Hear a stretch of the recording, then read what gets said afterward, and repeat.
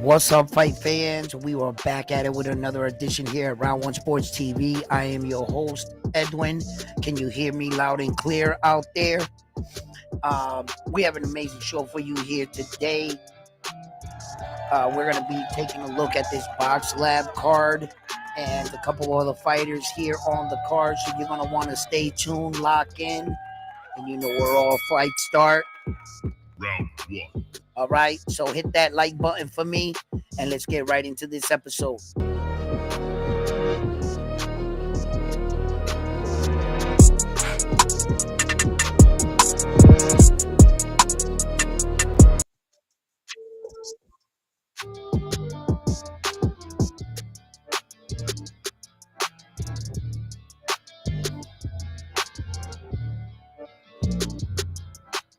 What's up, fight fans? How you guys doing in the building?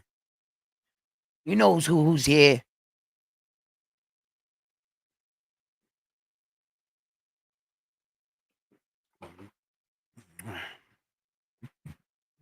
What's up, Frontline? What's up, Armando? I just sent Keith Cologne the on his messenger. So I sent him my number and the link and stuff. So let's see if he gets back to me so I can have Keith Cologne come on to the channel. I would like to interview the young man. He's an up and coming great talent. I was taking a good look at him, and I would like to have him on the show. I think that young men like this need exposure, and the world needs to start to see them as they climb up through the divisions and they prove themselves worthy for a championship fight. And on that day, we will be covering such fighters. There is a couple fighters on the card tonight, right now, that are going to be fighting. Uh, we got Henry Cedeño. He's going to be fighting tonight. He's going to be coming against his opponent, Umera. He's coming in with a record of 13-3. Henry Cedeño is currently undefeated right now, and he's rocking on a 15-11 record, 15 fights, 11 ways by knockout. He is 26 years old, and he is from Dominican Republic. He's making a lot of noise and a lot of headways right now, and he has a 73% knockout ratio. He is coming off his last fight. His last fight was a unanimous decision. It was an 8 scheduled rounder, and he won against a tough opponent.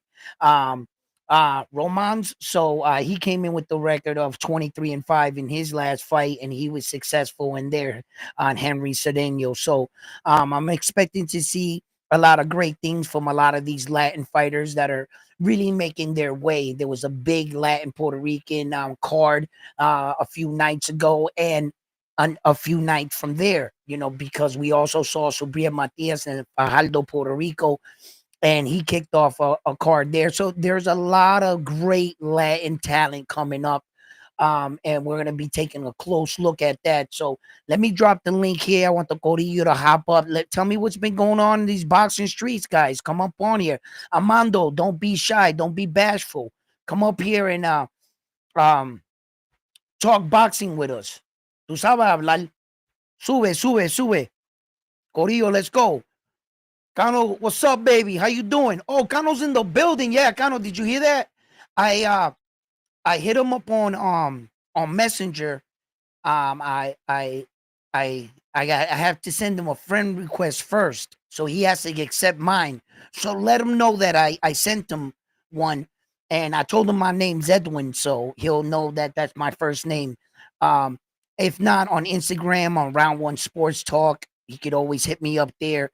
Because when you told me to give him my number, I was like, does I don't think I got his number because I didn't get his number, So I think Frontline said he sent me something somewhere, but I just can't find where it is.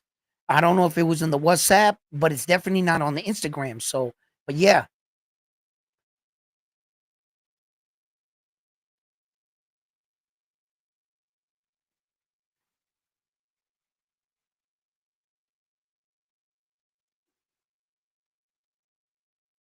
you sent them the link. Word.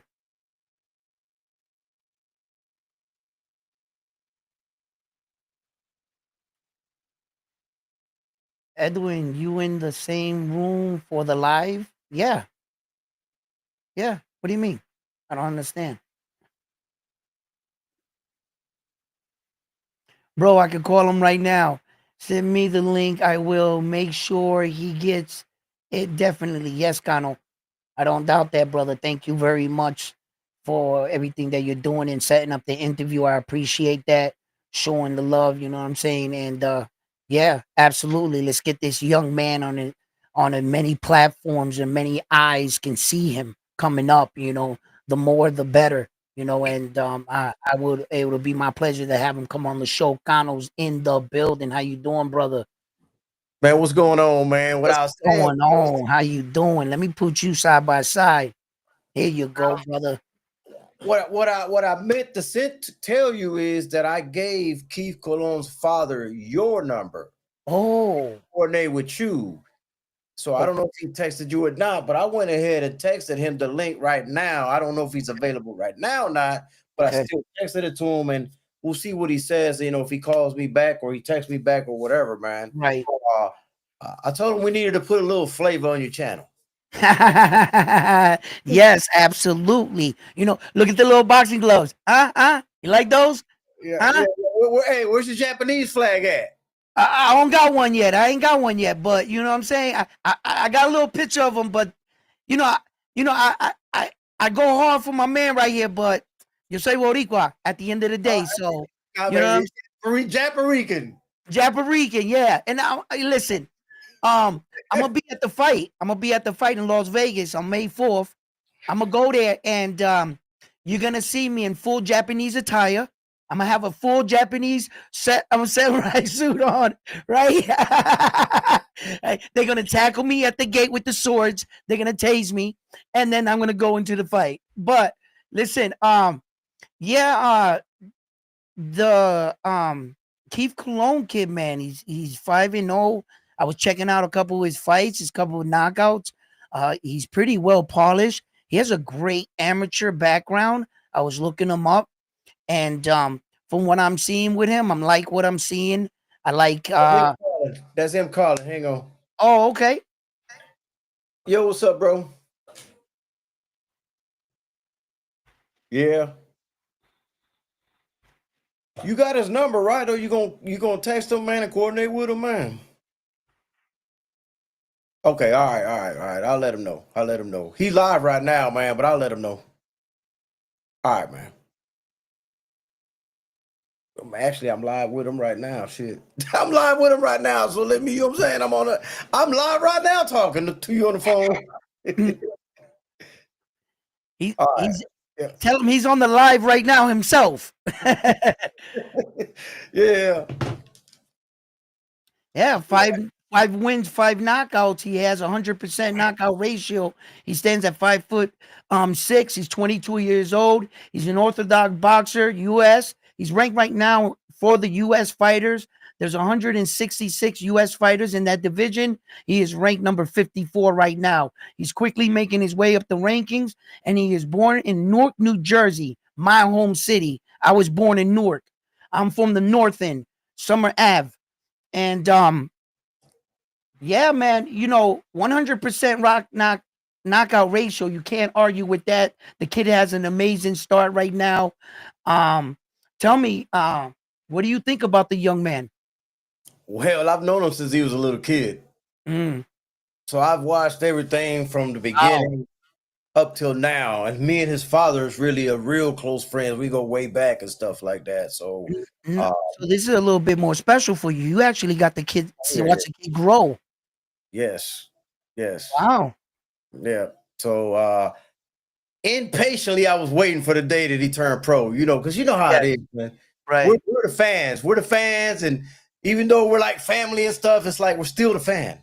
Hmm. Man, I can't wait to see him pro debut. I can't wait to see him pro debut. But he's knee high back then. So, I said, man, I'm going to be an old man by the time this man, which I am old, but still, that's not the point. Uh, Hmm. I've watched him develop good. I know he was been in the gyms and has gotten a lot of great sparring even before he turned pro. I remember he was helping Amanda Serrano get ready for a couple of her fights. So him as a youngin was actually sparring with Amanda, has Mm. sparred, the likes of Shakur and Richardson, Hitchings, a lot of these fighters that are Yeah, huge share with right some of the now. guys he sparred with. Yeah, share some of the guys he sparred with. So you said Shakur, Richard Hitchison, any other? Right. Yeah, yep. Anybody else? I mean, I don't really want to say too much. That way, when he comes on here, you can get all Okay. the out of him. You know what I'm Okay, saying? okay, yeah, exactly. So, but let me explain, like, what's that like, right? Watching a young man, and like you said, sometimes when we see these kids grow up from knee high, we think we're never gonna get a chance to see you pro or anything, and here you are, and watching him as a young man, his first 5 fights, man. Um, what is the what is one of the things you take away that really surprised you about him as a fighter? Patience, Really? Okay. patience. I thought his first fight he was a little, which was to be expected. Yep. Bright lights, the first fight, the butterflies, the jitters of coming out on that ring walk for the first time. Even Mhm. though he said it didn't bother him, I don't believe him. You know what I'm saying? I don't believe Right, him. right. Like Sometimes, you feeling something. yeah, I remember when it was like, one of my first times or whatever, amateurs or whatever, going out and be real anxious and wanting to like finish a fight. So I could relate to that. I could relate to like the moment of being a little bit anxious. But watching him, correct me if I'm wrong. Correct me if I'm wrong, right? For his little bit of a tape that I got to watch on the young man. From the amateurs, the one thing I took away real quick with my eye, he never really had an amateur style. He had a pro Correct. style. Correct. That was by design. Really? Okay. Okay. See, okay, I'm right. All right. And I saw the way when he was like fighting in the amateurs, I was like, mira, he's a bit more patient. He's setting punches up. He's looking for openings. He's countering well off. That's not like an amateur Right. boxer. An amateur, we with 3 rounds, we're usually a lot of offense. It's their elbows are sometimes pointed out like this.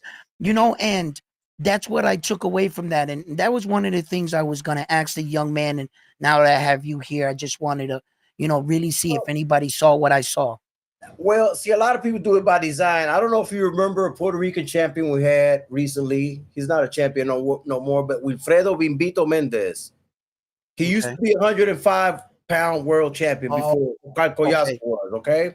Okay, no. Um, he he ain't win shit in amateurs, bro. Like he just didn't. Right.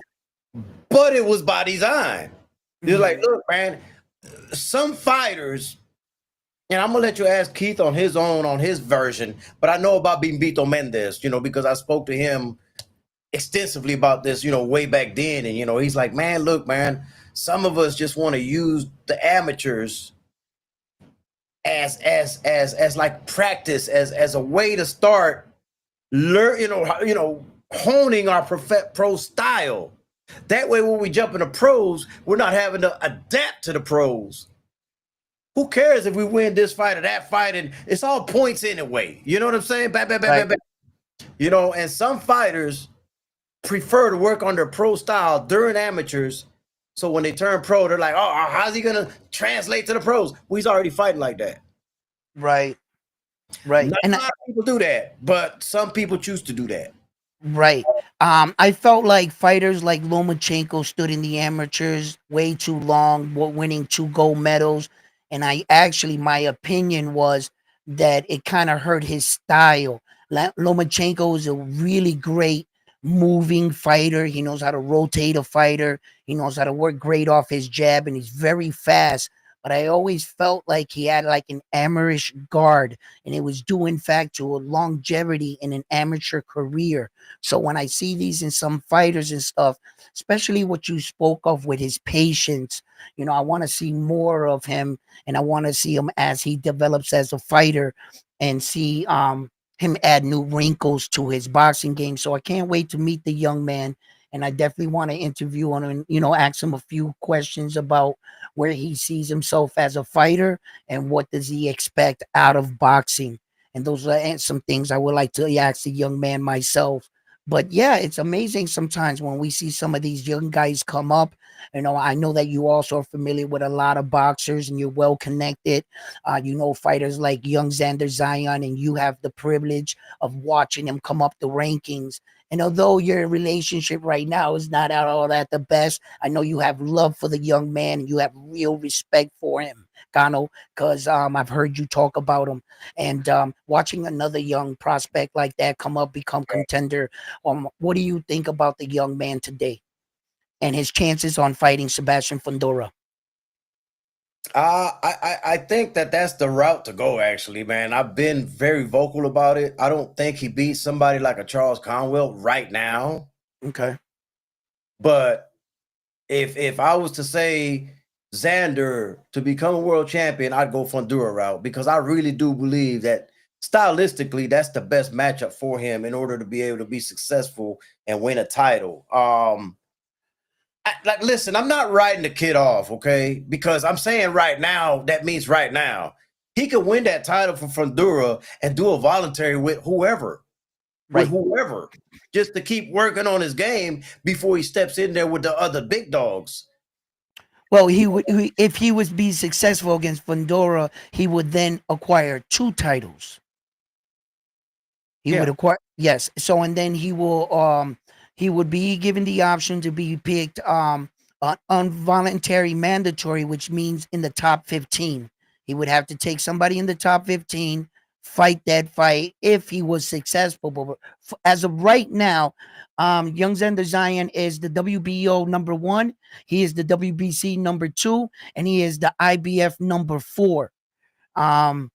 Is What do there, you think it is? huh? What do you think it is if he does win against Fundura? He gets to fight. He become unified champ, right? Yes. What if after he does that, he's a big kid because I know I've stood next to him. What if after that he uses that as leverage to go to 160 and fight for a title there? Where He I can think it's more open he for can him. also use the WBO as leverage as the only organization that will make you there's mandatory in the above Right, weight. He right. will also force the WBO champion at 160 pounds. And who is the WBO champion? Janabek. Mm-hmm. So Janabek is a 2-time champion up there with the IBF.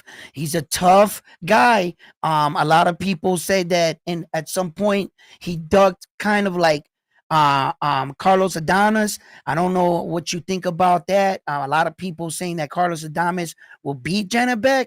I kind of look at it the other way. Um, and you know why? I'm gonna be honest with you right now on my channel, and I was honest just the other day. Okay, and I'm going to be 100% transparent. This is not me, putting down any fighter or anything. This is just me having history. Dime tú, every single time these guys get up to this level and the Dominican fighters, it doesn't never seem that they reach this plateau. And I'm not sure if I'm being stereotypical here because every time I seem like I get behind them, right there, they fall at that edge. And I feel like Carlos Adames and a lot of Dominican fighters today are coming up.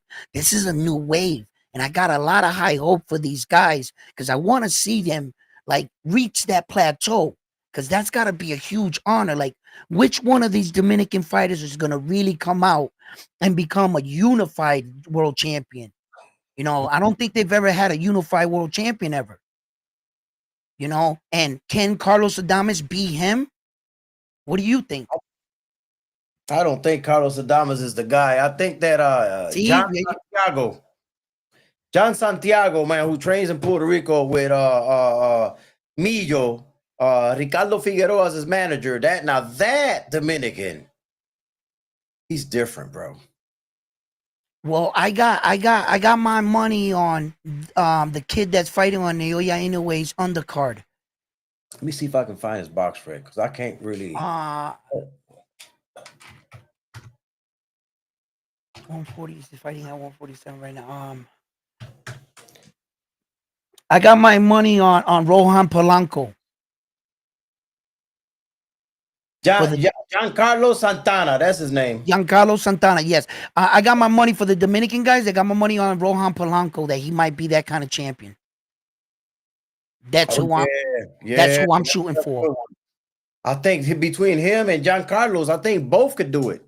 Both. Well, yep. And then you got the Sereno brothers, the La Bomba, La Bazooka. I mean La Bazooka. I'm sorry, the Sereno. I'm Henry Cedeño and Yeah. Yuri Cedeño. And I got my eyes on them, and they're fighting on a card tonight. And Henry Cedeño's fighting tonight on that the zone card for Box Yeah. Labs. No, I Yeah, know who you are. yeah. So that's what I'm saying about the wave today. Mhm. But when it comes to those kind of fighters and those nations and stuff, sometimes I'm like, I think that Beck might get him. A lot of people are saying that, the other way. But what you were saying in the first place was, what if um, Xander Zion uses the WBO claw to move up to 160? And Wouldn't could that be he, great? huh? Wouldn't that be great? You think he's ready for Beck? Listen, if he stays at 154, there's sharks in the water no matter which way he goes. No matter which way he goes. Well, you're not going to have a shark as Terrence Crawford anymore because the world knows what he's preparing for. That's no secret. Every day he shows he's packing on more weight. He's going after Saul. So we can eliminate him. He hasn't technically vacated the belt from what I'm seeing and stuff, but okay. Uh, uh, well, look, Ortiz is going to have to prove himself too. Ortiz, I think, will be one of his toughest fights, to tell you the truth, man. I Virgil think Ortiz Conwell. versus, yeah, and Conwell. Yeah, man, that's I think dangerous. Conwell's his toughest fight. I think he beats Yeah. Ortiz. See, that's the thing, man. And that's how you know I'm not hating on the Kiss, man. Because I think he beats Virgil Ortiz. That's the thing. I Mm-hmm. think he beats Fundura. I think he beats Virgil. You think he beats fighters like Josh Kelly and them? Yeah. Yeah. Okay. Okay. Yeah. Yeah. Okay. Okay. Just Conwell is like a. Yeah, Conwell reminds me of a young Bud Crawford, man. Wow, that's a lot. That's a lot. Young Bud Crawford was an animal. Okay. Yeah, He used to switch from right to left, lefty. Listen, he would switch in the ring sometimes, and I wouldn't notice it sometimes until the announcer said something, and I was like, "Oh shit!" He looked that fluent. Savage. He's just an assassin in the ring, man. Yeah. Every fighter could get beat. You know Yep. this. I Mm-hmm. just think that's his toughest fight, and he is. If you look in the rankings, he's one rank behind Xander on every damn way of the way. Xander's number one, Conwell's number two on the WBO. Mm-hmm. You know what I mean? And so forth Yeah. and so forth. Right. They're right there neck and neck. You know what I'm saying? So, Yep. listen, I'm not gonna tell him to move to 160, right? The only reason I say that is for legacy, because I'm like, damn, he becomes unified by beating Fundura, moves up, takes that belt from Yannick at the next weight class. Bro, that's How about this? I got another scenario for you. What if he beats Sebastian Fundora and takes on Tim Tszyu coming off that win? I don't know if Zoo wants that fight. He'd want it if he had the belt. That's his belt back. That WBO title was Zoo's. You don't think Keith Thurman gonna fight Zoo? You don't think that's gonna get in the way? So you really think I would revisit the possibility of fighting one-time Keith Thurman for absolutely nothing, and rather than fighting come on, man, young Xander Zion? I'm just telling you, man. Yeah. I don't know what they'll do. I don't know, because see, the business is so messed up that I don't know. I don't know what's going to happen. Yeah, and look, one time Keith Thurman, he's just a name. At this point, we're playing for legacy and belts. And if he gave Tim Tszyu that shot after that, which I don't think would be such a dangerous of opponent like you suggest, like the Conwell and people like that, and plus Tim Tszyu's got a good following in Australia. Coming off that shot, it could be a Yeah, it could be a market fight. One more thing, let me ask you about Floyd Schofield asking for $2.5 million to fight Abdullah Mason, a young prospect trying to come up into contender status. They offered him 1.1 to fight a champion in Shakur, and he's talking like he secured that bag, fought Shakur, and now he's asking for more money. This is a non-title fight, and he wants 2.5. Do you think he's pricing himself out? He way priced himself out. And I'm gonna say this.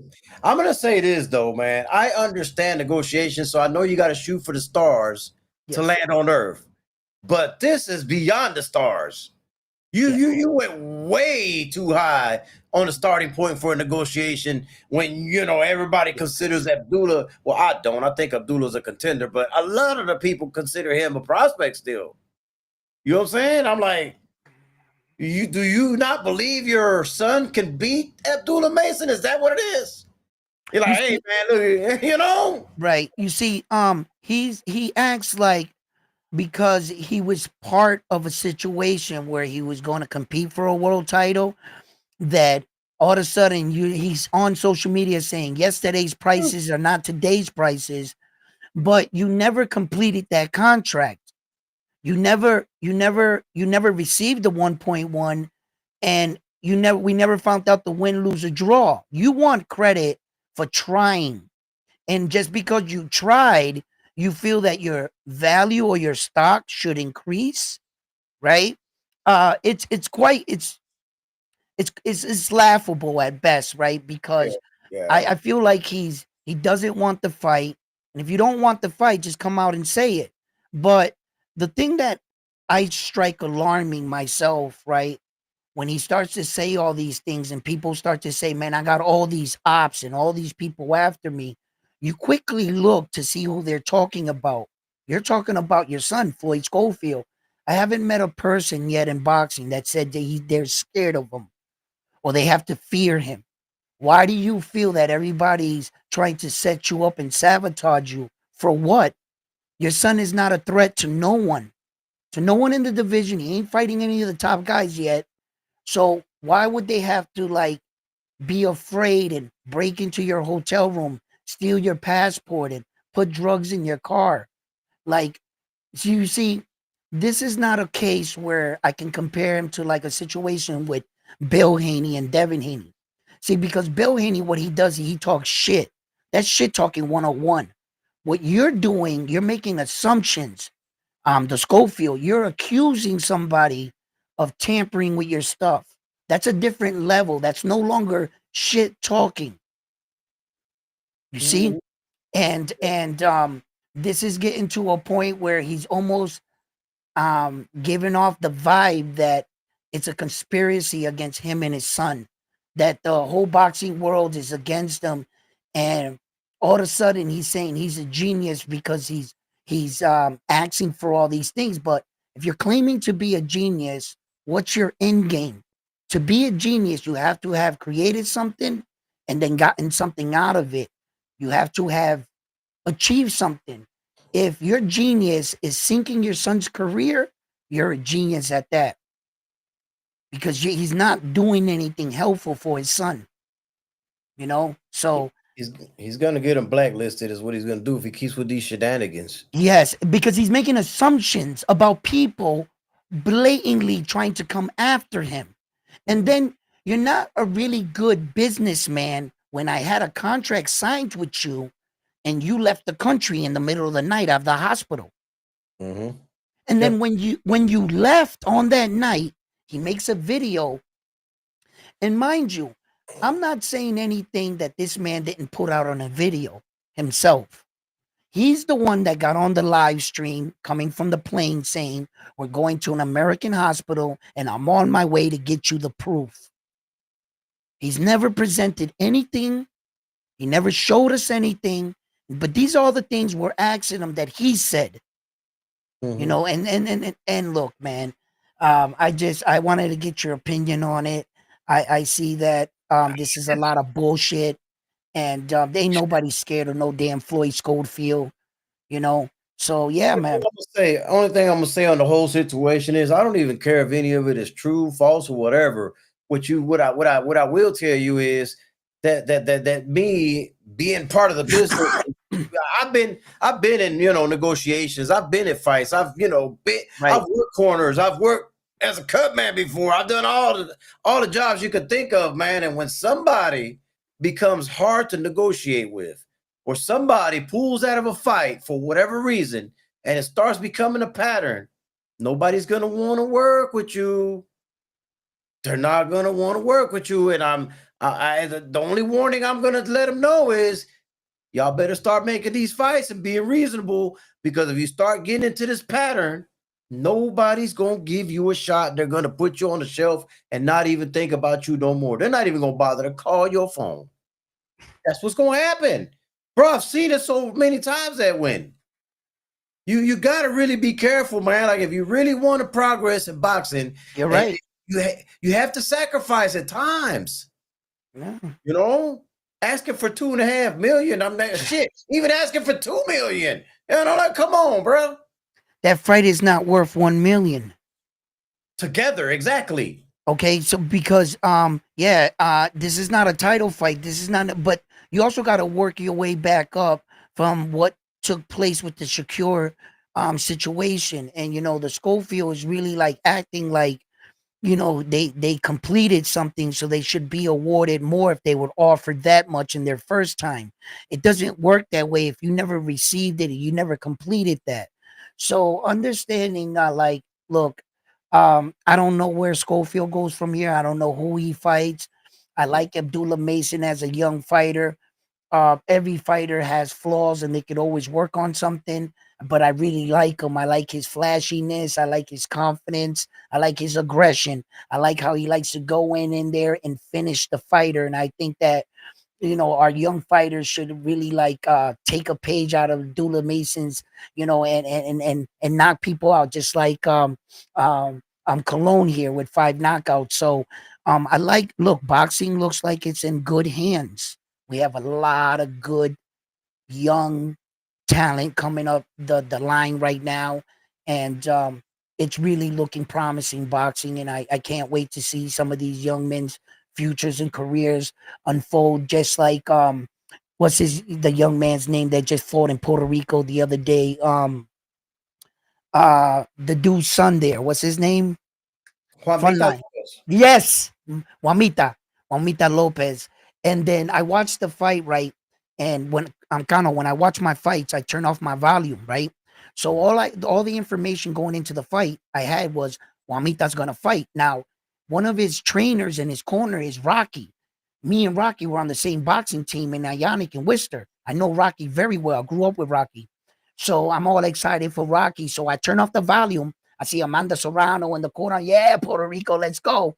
Then all of a sudden they show the other corner, and I go, is that Goyasu in the corner over there with him? And I'm like, what's he doing in the other guy's corner?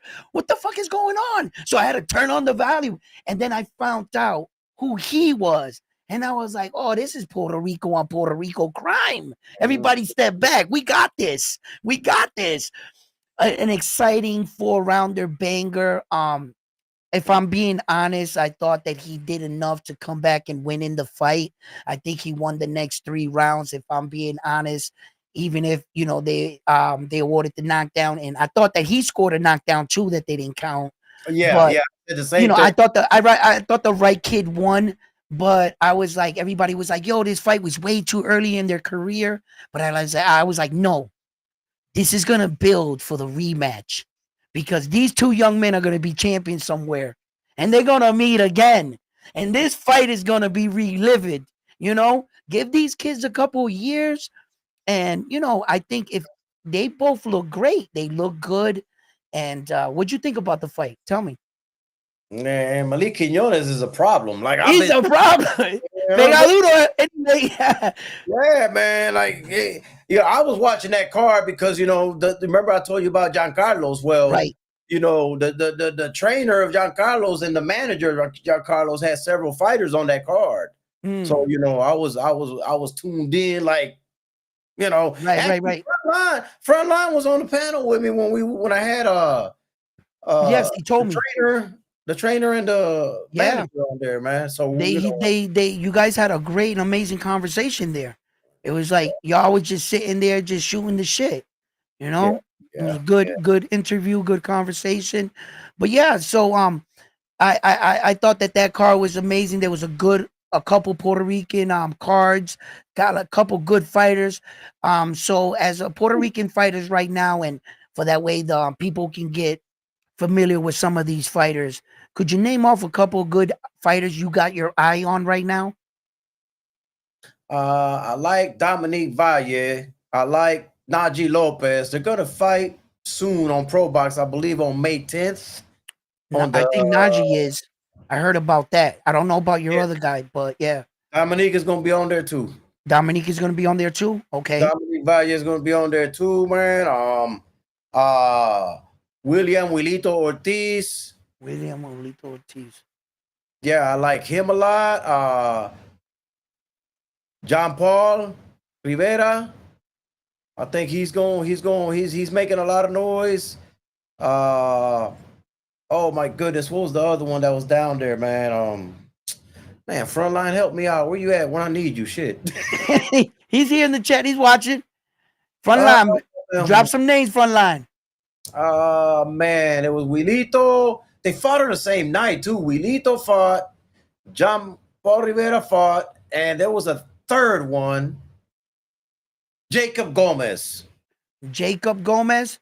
Yeah, yeah. Carlos put it down. I like Jacob. The Jacob fight. Hmm. Good. And some of these guys are, it's always good to mention them, and get their names out there, more familiar with more viewing audiences, and when they hear their names and they see them fight, um, and I'm looking Hey, forward to this. Yeah, Keith Cologne as well, Keith obviously. Cologne as well, obviously, Yeah, yeah, yeah. obviously, Keith yeah. Cologne, you know what I mean?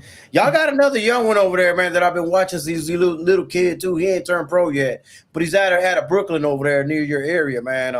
Eric Roman Jr. Mm, They call him okay. Malito. Malito's his nickname. Well, I've known him since he was 12. He's Yep. 19 years old now. He's 18 or 19, I think. I think he's gonna turn pro soon. So that's another one that I've known Okay.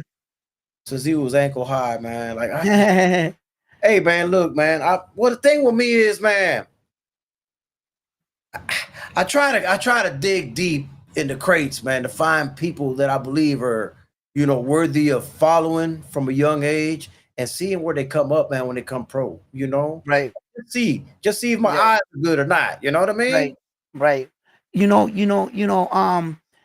A lot of these young men that I talk to coming up in the sport, I wish I could just sit them all down and give them a piece of advice. It's one thing to train hard in this sport and try to make a career out of this and be successful financially, but it's difficult to recognize the pitfalls that come with the sport, meaning the lamplight, the women's, sex, drugs, and rock and roll.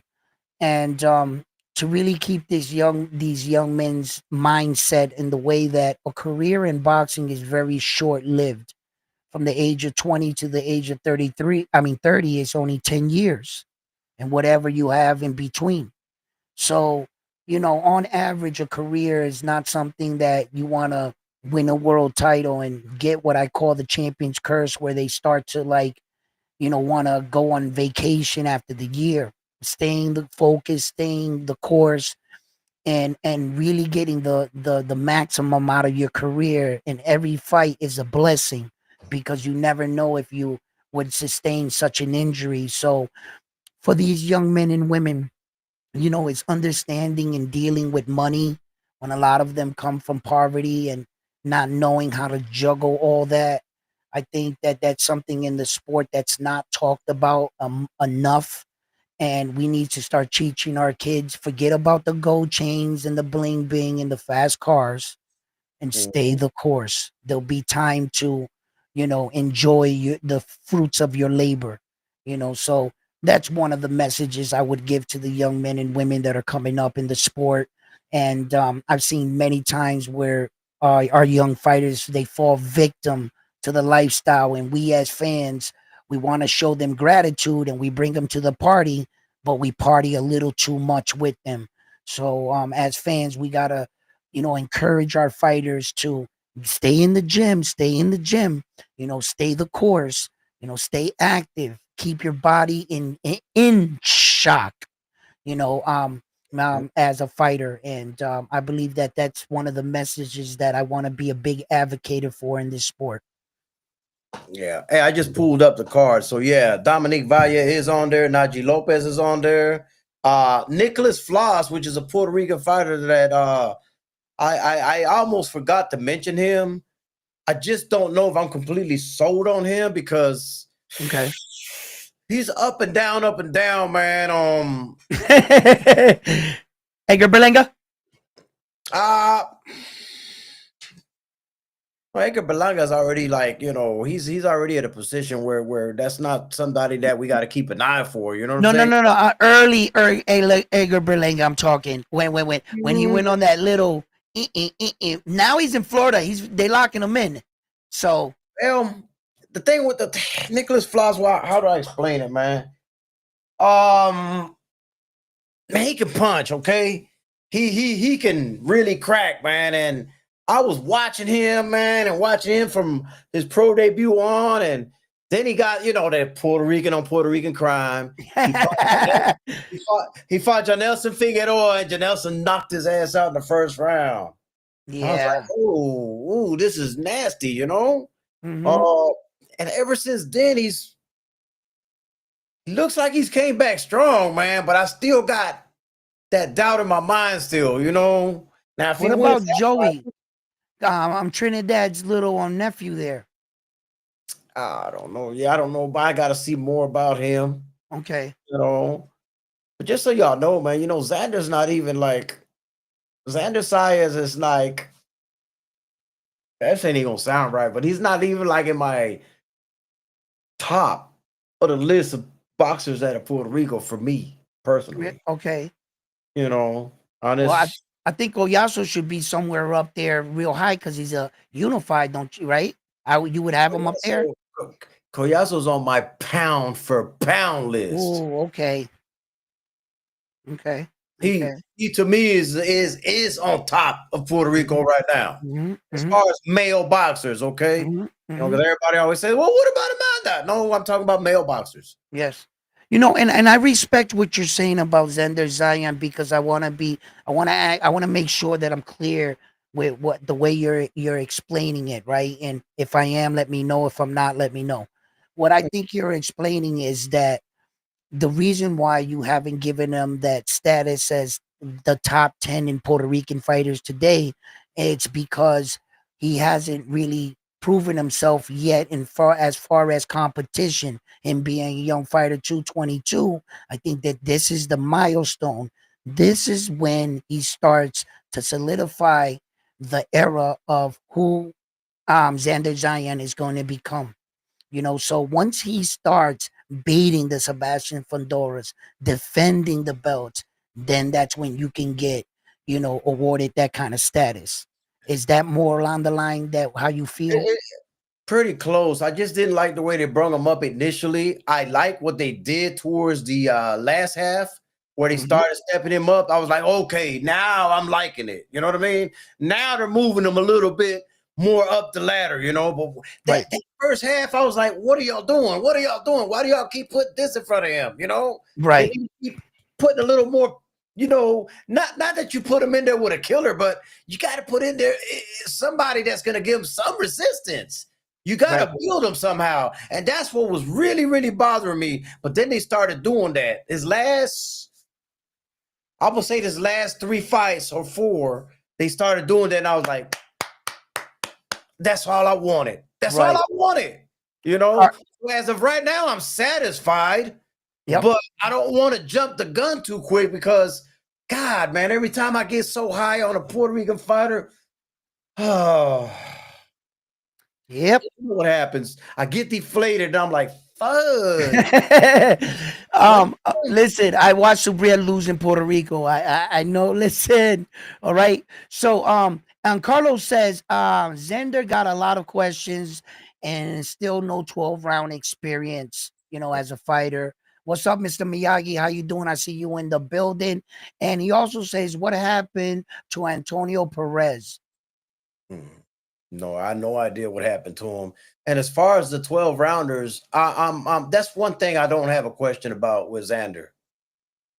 His conditioning, I don't have any doubt about that. Right. I don't have any. Because Javier Centeno, man, he has that gym he's got down there in Davie, Florida. Nah, bro, that's not gonna never lack. That's not gonna never lack. So that's one thing I could check off, even though he hasn't fought it as a pro. Right. He's trained like that. He's had people down there like, bro, he's had Tank Davis down there. He had Adrian Broner down there when Adrian Broner was still, a little bit, he's had a lot of fighters down there, man, that he worked with and went long rounds with. And I'm talking about 4 or 5 minute rounds, 13, 14 rounds at a time. That's one that I don't have a question about. I know his conditioning and his stamina and his cardio is going to be fine. Mhm. So I wish he had more special effects, and I don't know if I can explain it myself good. Look, there's nothing wrong with being strong with the basics, right? Nothing wrong with that because you can go Right. far. Like a jab, you could travel with a jab around the world and win. Yeah. But I just wish he had that little extra effect. Do you understand what I'm saying? Like, I need that little extra. I need that little extra kick that's gonna make me say, yeah, Yeah. yeah. You know what I mean? I'm, and my expectation for him being a young man, I understand that he's a young man fighting with grown ass men. With only being the ripe age of only 22 years old, I'm expecting him to really grow into his frame. Yeah. How big he grows, what time will tell, and that's where that I think the possibility of him moving one day to 160. And I've always said it in recent years that I never felt like there was anybody at 160. I felt that was an open, place for someone to go and capitalize in. Above there, you're gonna run into the brick wall, Saul Canelo Alvarez, and then above there, you're gonna run into Demetrius Bivol. So 160 is definitely opportunity. And let's see where the young man develops from here. But as far as that little bit of pop and stuff, uh, I think that the more experience he gets, let's hope he gets slicker. Let's hope that they give him different looks. Let's hope he gets a bit more training um, and they're not afraid to let him grow as a fighter and not hold them back neither. So let's see what happens with him as a fighter and how he develops. But yeah, there are a lot of people were saying Sebastian Fedora, that was a real possibility. You know how he dragged his feet with Errol Spence Jr. They scheduled that fight 5,000 times. It never happened, right? So, yeah, yeah. What other is there any other fights that you're interested in or you waiting for or possibility fights and or the William Schofield versus Shakur Stevenson? Do you really think that Zepeda, man, Zapata? they're not gonna give Shakur credit for that fight anyway. I listen. I think I don't. Listen. He's a multiple division champion. I don't know why people are not. They're trying to say he ain't fought nobody, and I don't get that. I don't see it that way. I don't understand. I don't look at it that way, man. And I've seen people say that are real close friends with people like a Jamel Herring.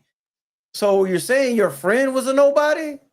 It don't make no sense to me when I hear people like that say that. I'm like, like I'm scratching my head. And Oscar Valdez, after he knocked out El Alacran, and he was this big monster, and then until Shakur fought him, then it was like, it was just Right. Valdez really ain't nobody. You know what I mean? And it Yeah, just, they always do that in the sport of boxing.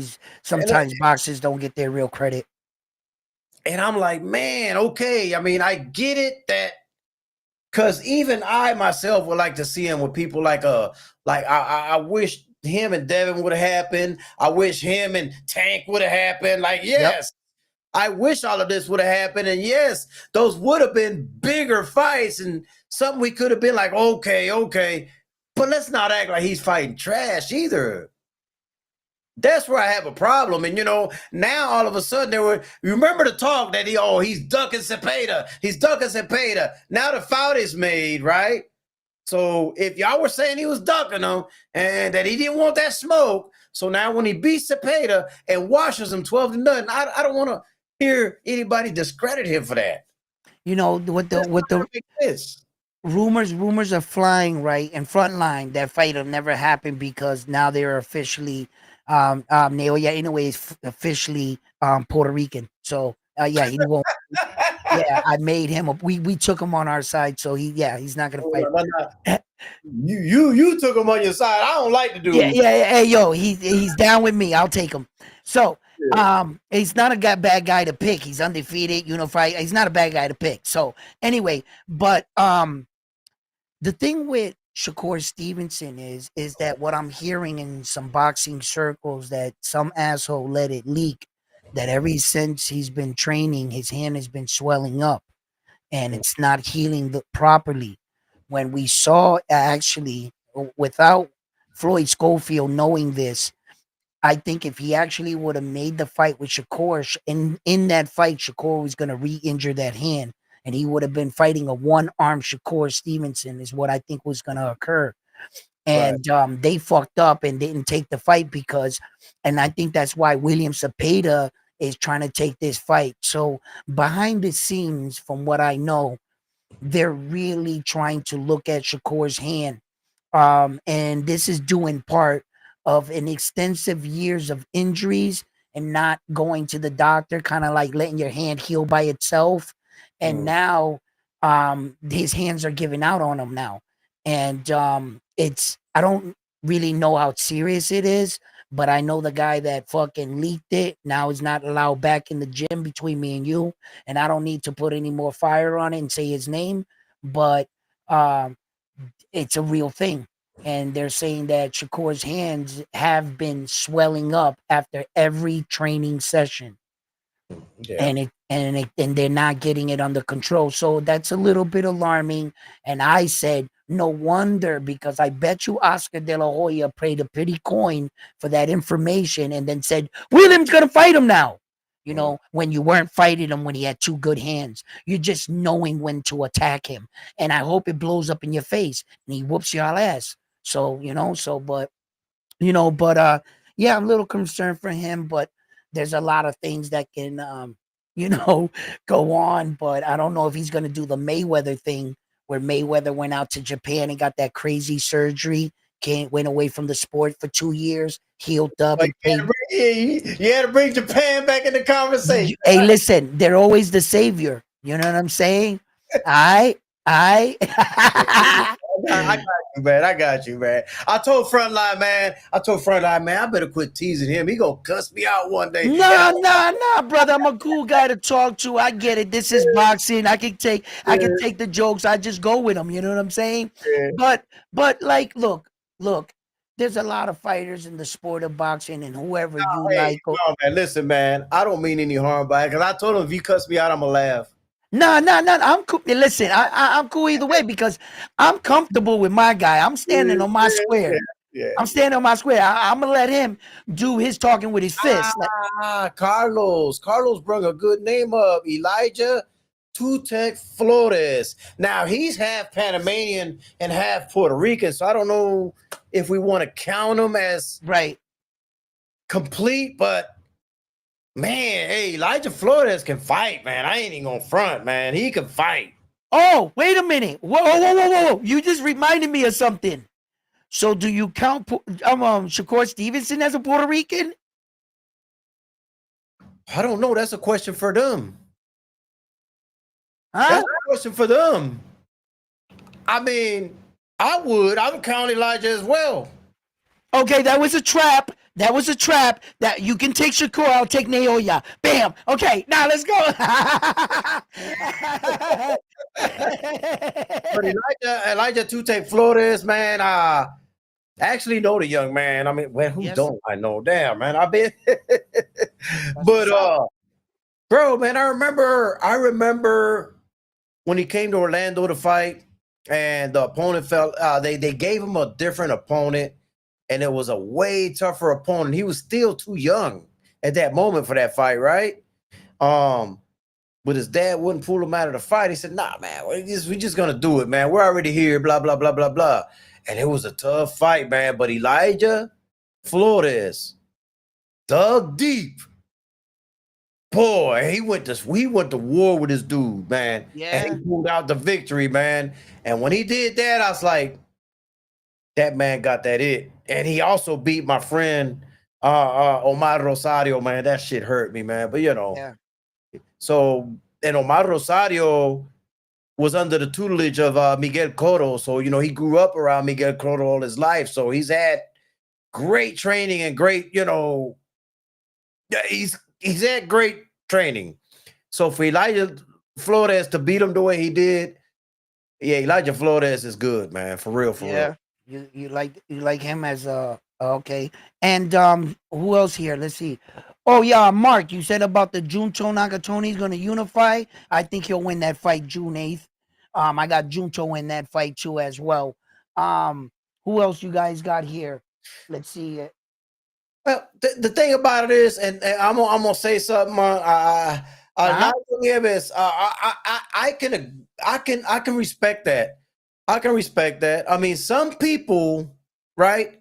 If you have one parent that's Puerto Rican, they consider you Puerto Rican. Some people consider that yes, and some people consider it no. And I don't think you could argue one way or the other. I think it's Right. okay to have your own belief in that. But Right.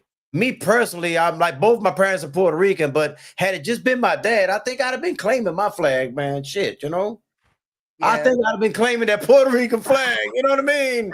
But When I went out to the island of Puerto Rico, I was quickly reminded about something. I was out there this year and stuff, and I went to the, the castle and everything. And yeah, then yeah. I'm walking up, and all of a sudden I see this white flag with red barbed wire. I'm looking at it, and my wife is American. She's Irish. And she asks me, "What's that flag?" And I was like, "Damn, I don't know." I said, "I think that's the flag for San Juan, and I think each village actually has their own individual flag. Some are green, some are orange, and those were like town flags, Mhm. And then our more prominent flag is the flag behind you. That's the flag that we got when we, hooked up with the Cubans, and to show like support, we made it like the same colorish type thing Mhm. scheme and stuff. And but we actually have different flags that are way older. And I was quickly reminded of that, of the Yeah. beauty of our island, and how the men and women there really stood for something, you know and it's just a big culture lesson. It's always good to know about your people and where you come from, and who is before you, and what their traditions and meals were and stuff, and their dances and stuff. And even though I am Puerto Rican, I only lived a short time in Puerto Rico when I was like 9 to 10 years old, and I got sent there for being bad in New Jersey to live with grandma, and I had to do a lot of work on the finca.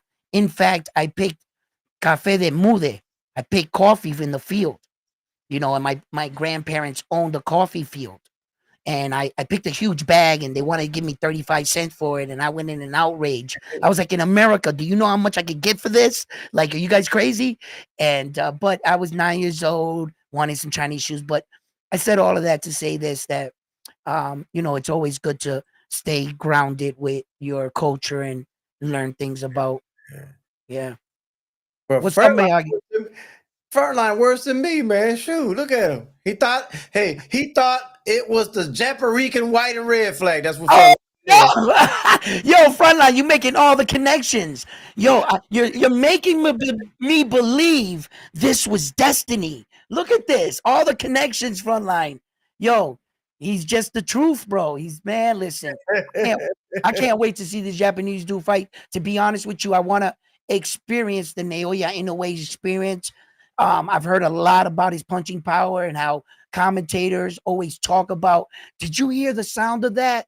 And if there was just any fighter I ever wanted to go see, there's been a lot of boxing matches I have attended to in my life. I always said that I kicked myself in the ass for never going to see a Michael Jordan basketball game.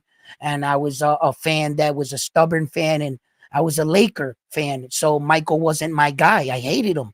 And but when I look back as an adult, I say to myself, man, I wish I would have saw him play, bro. You Mhm. know, so I don't know the next time this Japanese dude would ever be back in America. And I'm Is real that high up on his skill, huh? That's it. That's in New York, ain't it? No, it's in Las Vegas. Oh, you gonna fly there? Yes, yes. Me and my wife were going out there for 5 days. Boy, that's dedication right there. Yeah. I got to That's go. dedication right there, bro. That's dedication right there, bro. I got to go. You know what I'm saying? As a matter of, it's so much dedication that I told the wife, look, rather than both of us going, why don't we take that amount and make one good ticket? I'll give you a gallon of water, a tent. You can sit outside, wait for. You'll be fine under the desert. Just drink the water, stay hydrated. And nah. She's gonna be in the hotel, and she didn't want to see the fight. She doesn't want to see the fight and stuff. Like she just wants to go out there to watch Elvis. And I said, he's out here. We're going to find him. As soon as the fight's over, I'm going to take you to find Elvis. You know, Elvis Presley. My wife is the same way. She will not. She don't want to watch. She don't watch She fights. doesn't want to, nah, she doesn't want to watch it. So I So, was like, baby, you want to go? And she's like, nah, I'll go with you. But and then the next 4 days we'll spend it us, you know. But she knows that day I'm gonna be all over the hotels, all over events. I'm going to some Las Vegas gyms. I got a couple interviews with Rohan Polanco scheduled in that day. I got a couple back scene things I'm gonna be doing. So she knows that, you know, she's not gonna have me for that day. I'm a boxing nutbag, and she knows what I'm gonna go do. So she gives me my day, and then I give her her 4 days, you know, like that. yeah. But and then I gotta go shopping for full Japanese attire. You know, Oh I boy. I, I Oh. gotta go right. I gotta go right. You know what I mean? Hey, I'm gonna need to see a picture of that. Hey, listen, hey, talk about it. The New York card with Ryan and anything, and then we got Saul Canelo Alvarez the next day. Yeah, I'm not watching. I don't think I'm gonna watch none of that, man. Really? You're not gonna watch Saul or Ryan and Devin and Tio? Come on. Listen, Brian. I just gotta. I want to watch the Devin fight. That's it. Mm, I can't support Ryan. I can't support Tio. I don't like the racism going on between those two. I don't like that. mm-hmm, I mm-hmm, just can't support that, man. mm-hmm, Which that's a way that makes it hard. I mean, I know a lot of people may forgive them and let shit like that slide. I just don't like it, man. I don't like mm-hmm, it. I mm-hmm. don't even. You have the right to your opinion, brother. Stay strong on what your beliefs are. I don't think that you should allow anybody to change your mind. I feel as my job as, you know, my quest in this is to cover boxing, all the top topics, and I'm not going to shy away from them. Although controversial and I don't like it. Listen, Tio said stuff about Puerto Rico, brother, and Mm, Puerto Rican yeah. fighters, okay? Mhm. And you know, I understand that he's a fighter, and you see, my aura is I feel that there's someone in the universe that's gonna shut his mouth. And that guy's gonna come along, and I'm gonna be there to watch it. Oh, he's And alive. He's already here. He just ain't seen him yet. yes, and it's gonna happen. And I wish it was Subriel Matias, but he went running like a little fucking coward. Okay, but Tio, but I'm gonna do my due diligence, and I'm gonna stay a professional. I'll speak on the topics I need to speak on, but I got to admit, Tio and Ryan Garcia is not what's wrong with the world. There are bigger issues in the world, and I understand that these guys are boxers. They're getting their heads punched in. They're not the smartest people in the world. That doesn't give you the right to say anything you want. But I'm gonna wait for that day, for that man to step up, and on that day, believe me, I am going to be watching, and you are going to get yours. You Mm. know. So, but I'm gonna be a professional, and I will cover the boxers, and I will have to say that interesting enough, I think that the world is going to watch this Ryan Garcia Devin Haney 2 fight if they're both successful.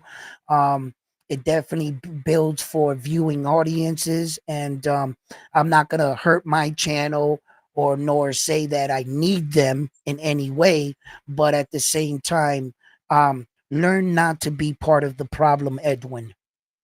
You know, there's enough hatred being promoted out here in the world. I don't have to say I like these guys, but I think that Tio is good for the sport. He's an interesting fighter. Besides all his fucking antics out of his mouth, and Ryan Garcia is just a kid that I believe, uh, he got thrust into the limelight. He's a good looking young man, and I can imagine all these pressures and mental breakdowns. Him talking about saving the kids, the devil, and everything. And like I said, no excuses for anything that comes out of his mouth. Anything he gets, he deserves. If you ask me, and if you choose to boycott him or cut him off, Cano, that is your choice, and I respect you for that. And you got no argument out of me. But I do want to make it clear though that your channel is a boxing channel, Yeah. right? So that makes sense. My channel is kind of local TV. Yeah. Yeah. It's whatever I want to talk about. It's not a Right. boxing channel. I talk a lot of boxing, but it's not a boxing channel. So, and I Right. tell people this. I tell people this. I made a when I was talking on one of my lives. I let everybody know: do not expect me to cover every boxing event because this is not a boxing channel. Right. You know, I'm not gonna be. And the sad thing about it is, I always get caught up, and I still end up talking mostly boxing. Right. Right. Right. Right. You Right. know? And it's not the direction I wanted my channel to just stay on, and it's like, dang, man, I wanted to talk about things in life. I wanted to talk about this. I wanted to talk about that. Yeah. And I keep getting sucked back in. And all I ever do when I hit live is it's Frontline and people like Frontline that get on my chat when I hit the live button and they start asking me boxing questions. And there I go. It's There I in your blood, man. You've given too much of your life. You have a lot of information. You're very knowledgeable.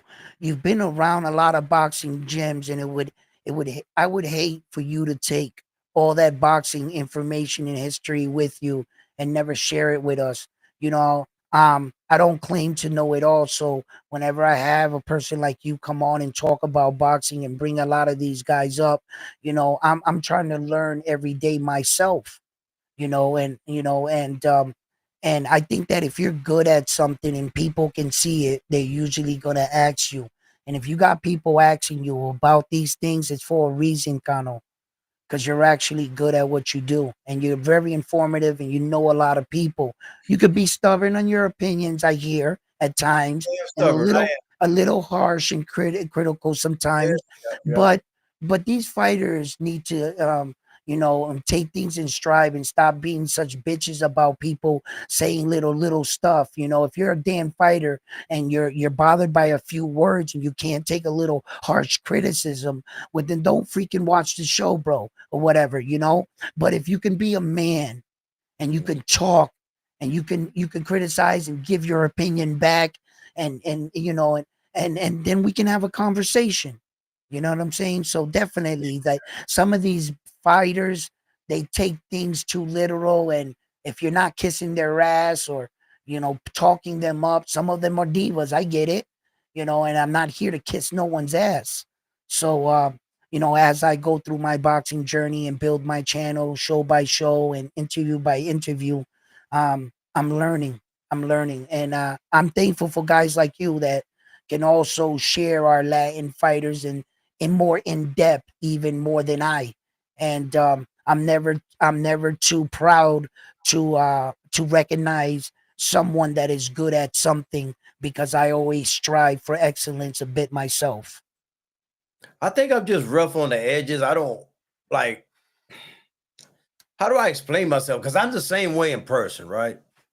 And if people knew me in person and realized that that's just the way I am, I don't think they would take it as harsh as it comes off. I don't know if that makes sense. Like, I Yes. don't think they would, you know what I'm saying? Like, you'd be like, like when because I'm over there with all these people, I'm at all these events all the time, man. And I'm rough, man. Like, if you hear me say it on YouTube, I'm saying it in person. Right. Sometimes even harsher, and but they like the boxing world, the people in boxing, people inside boxing, when they see me and they hear me talking, yeah, that's Connell. That's just Connell being Connell. That's him. Whereas when I'm on YouTube, it won't be the boxers really. It'd be like people listening, like they get offended and shit. I'm like, I wonder if they realize that these boxers don't even get offended. They hear me talk in their face like this, and they're like, yeah, that's Connell. It's just Connell. The only person that ever tried to walk up on me was Edgar Berlanga's dad. Really? Yeah, yeah, Wow. yeah. I hear his dad though is somebody, and the kid is not the dad. Well, then why did I end up turning him around and he had to end up walking away with his tail tucked? If he's somebody, didn't Okay. work with me. It didn't work with me when he pulled up on my table. Okay. I've never met him. But I do know what you speak of when you're trying to describe yourself.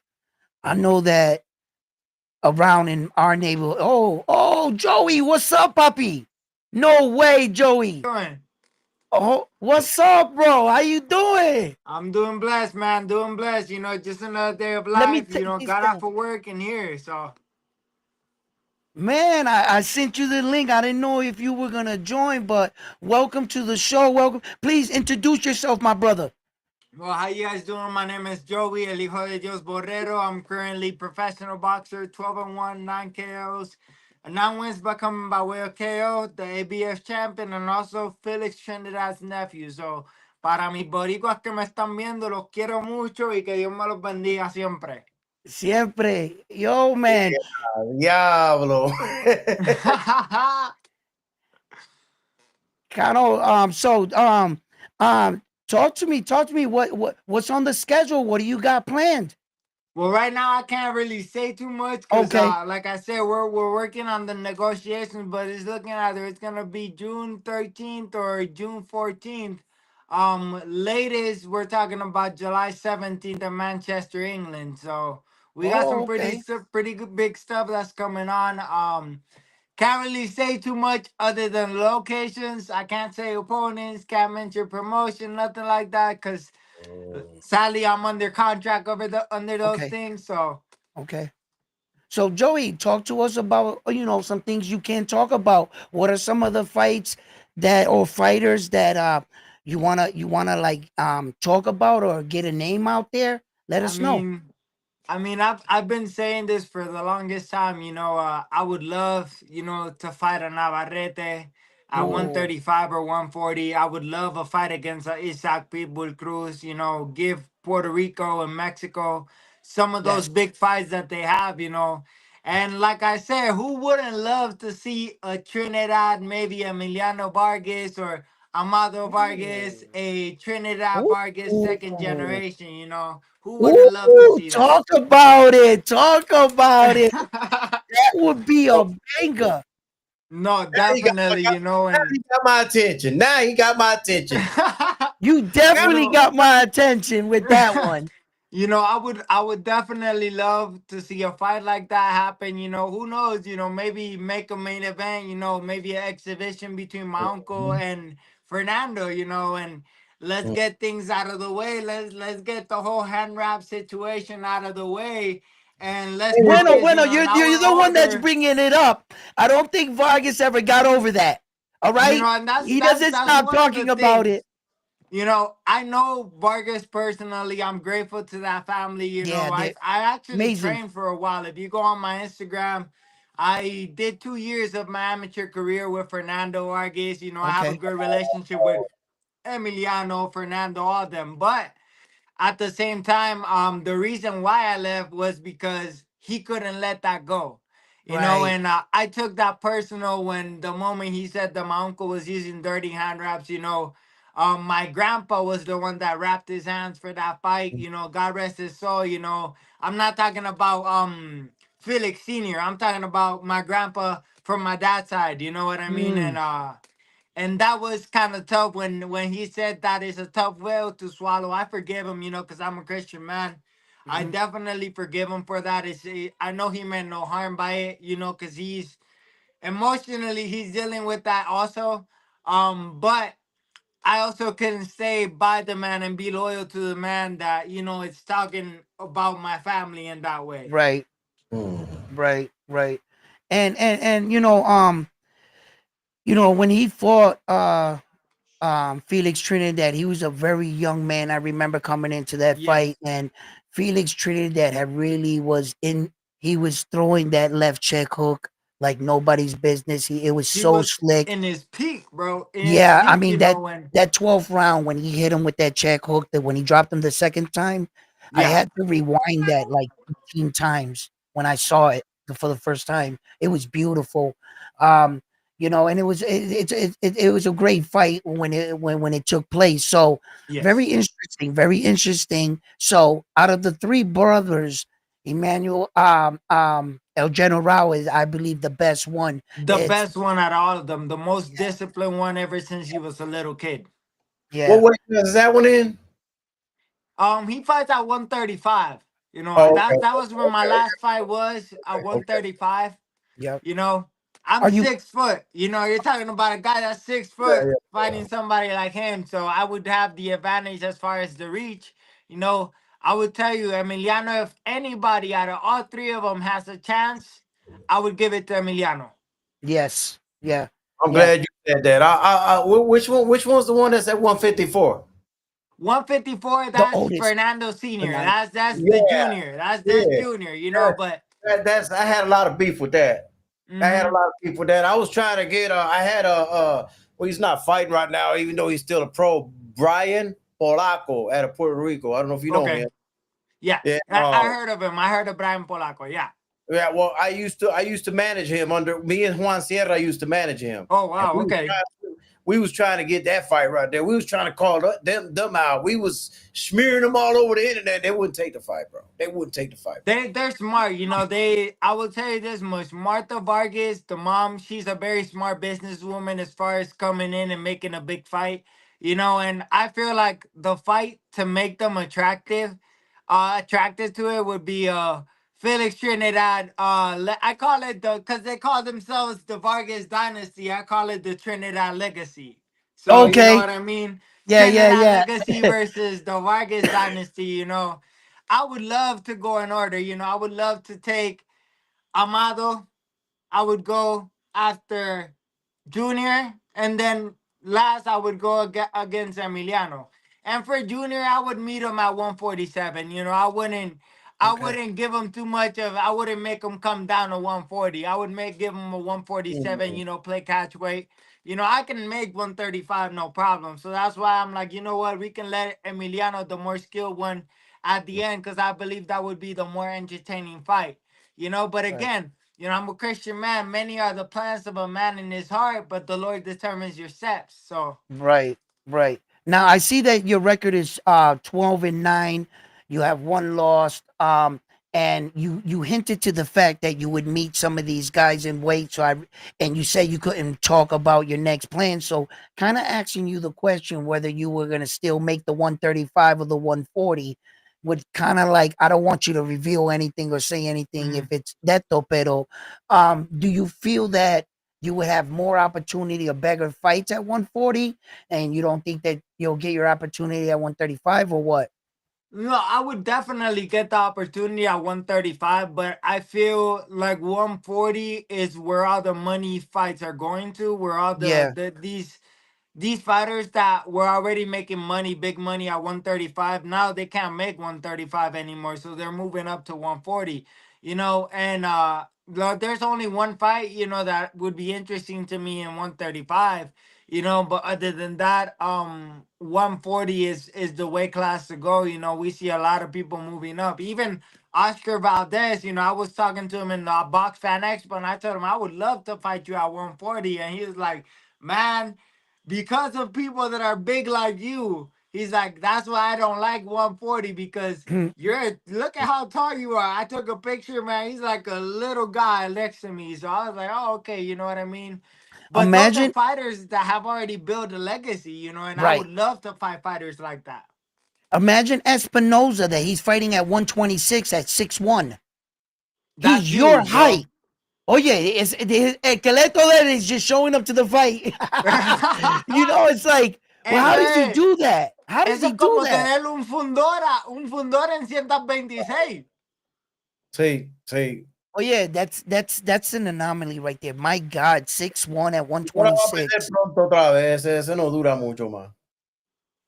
Bueno, bueno, Eso, bueno, mira. bueno. Hablando de Emilio Vargas, he's Mhm. gonna be on the undercard in the Naoya Inoue fight that I'm gonna be in Vegas watching. Oh, In nice. fact, he's already fought twice and within like a month span. Yes. That kid is very active. I like his activity, Yes. because Top Ranks get him to these fights. Now, how do you see yourself potentially in the future if you could secure a fight such with a fighter as Keyshawn Davis and Loma? How do you see yourself faring against champions? Do you feel that you need a little bit more time in between, or do you feel like you're ready for like the top guys, like the number one, number two, and so forth? Listen. Listen, I'd be a fool to tell you I'm ready right now. Not because I don't believe in my skill. I believe in myself with everything. Yo tengo el corazón, tengo la herramientas para ganar, pero honestamente, I gotta prove myself to the people. Yes. I gotta Yep. prove myself to the people. I can't just walk in, Right. take a couple of easy fights just to build my record and go fight these guys. No, my uncle told me, he's like, go start calling out people, start fighting Hmm. big names, start making Hmm. a name for yourself, make people respect you. El pueblo de Puerto Rico se gana con humildad y enseñando que tienes casta. Si tú tienes Hmm. casta como un gallo, bueno, vas a agarrar todas las pelas y te vas a ganar el público. And I want to That, do the same thing he did. You know right. what I mean? Exactly. There's the fighters like Maxie Huge, and even Floyd Schofield there is in your division, Yes. fighters like that. And you see the controversies that he's been in If of he shows late. up. If he shows Yeah, up, but yeah. But I mean, a stepping stone, I can't lie, man. Securing a fight with a Maxie Hughes or like a fighter like Floyd Schofield that got a number 11 ranking, Yes. you got Flores, Gilbert Flores Jr. and things like that. You could target Justin and right now I think Shakur Stevenson is that fight with Edwin De Los Santos is signed up, but I like the way you're uh, coming up I yeah. can only say this, okay? I can't say too much, but my next fight is gonna help me start getting positioned to secure the number 15 spot as a number 15 in the world as a contender. as a You know, contender. so we're already, my uncle's also behind me. He's the one helping me secure these things and basically step up to the plate because it's about time. I got a fight in Mexico. I won. I beat an Olympic prospect. I wasn't supposed to beat him. They didn't put it on box track, which is water under the bridge, but I know I got what it takes to beat the top level. You see how Spartak Davis, Luis Arias, you know, Jordanis Ugas, I was putting it on him when I was 16. Rancis Bartholomew, you know, Gamboa, Devin Haney, Rolando Romero. I got a lot of different world champion resumes in my name. That's why I lived in Vegas 10 years. So when I was over there, I would never turn down any sparring. I would go to Salas's gyms. At the time, Salas was training Jorge Linares. Jorge Linares was also one of my sparring partners, and I learned a lot. I picked up a lot. Some days I would have bad days like any other fighter, but a lot of the days I was getting the best of them, and that's why they kept wanting me to spar with them because if they see quality sparring, and at the time I was an amateur, I wasn't a pro. You can get quality sparring for an amateur that you don't have to pay. You can keep calling them back. Yeah. They're benefiting from that, but also I'm benefiting because I'm getting the experience with the best of the world. Now, Right. given that sparring is not the same as a fight, because I Mhm. always tell people it's two different types of Oh yeah. intensity.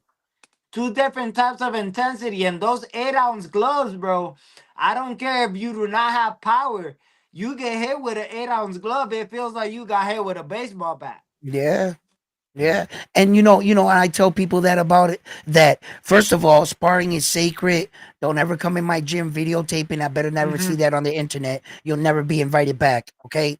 The second thing about it is you can't emulate fight night in sparring. You can't emulate the crowd, the intensity of you winning. When you're typically sparring, you're flowing, you're working on things. You got headgear on, big gloves, and you're free to do and be yourself.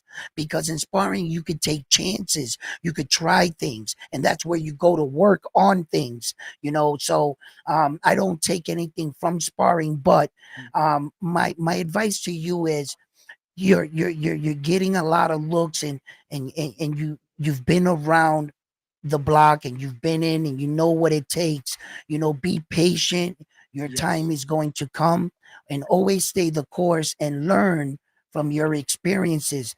If you experience this once in your life, know that you tell yourself when you get there again, when the women start coming out, when the people want to hang out with you, when your name gets bigger, and all of a sudden all these people want to be your friend, and remember when I met you in high school type shit. And you got to be humble and always stay the course, and stay and know that your career comes first, family and everything else will follow along. You'll have time to benefit the fruits of your labor. But it's always, a young it's always something for a young man to learn from his mistakes, be humble, Yes. and be given another second chance, and really capitalizing in the moment. But sometimes us as humans, I'm going to warn you of some of the pitfalls.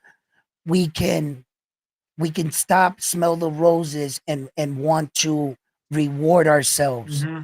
In those moments, I'll tell you what you're made of. I'll tell you who you are as a man, and what you decided to do with your life.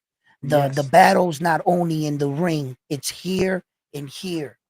And Yes. if you can stay focused, you will achieve the things you want to achieve. And Joey, I wish you the best, and I know you Thank can't you, give a brother. lot about boxing, but I always love when guys come up and know the sport, and can talk, and gives back to the sport of boxing, Joey. So I'm thankful for you coming up here today and everything, and I want to ask you about other fights, and I want to get your opinion on some Mm-hmm. other fights. What do you think about the Devin Haney fight? And Mm. do you think that this is a tough fight for him? This people are underestimating Devin's opponent. For sure, this is a tough fight for Devin. He's Okay. fighting an experienced fighter. He's not just fighting a regular bum off the street that you're paying $20 or a cab driver. Right. He's fighting a good fighter. And my respects to those guys porque se toma cojones with you even fighting or ever training in your life, taking money to go in.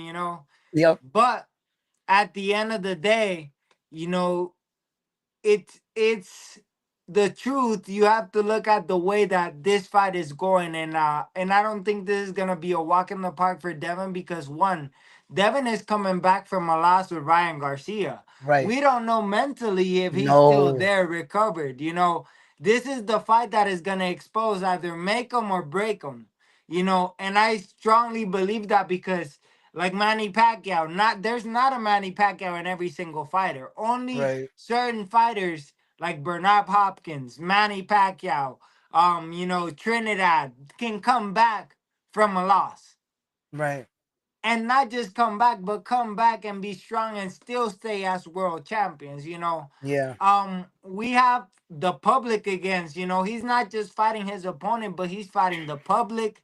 He's Yeah. fighting all these allegations against him and all these things. Hmm. So at the end of the day, all I gotta do is give props to Devin, because he's trying to prove he could have taken an easy fight back, a warm up fight.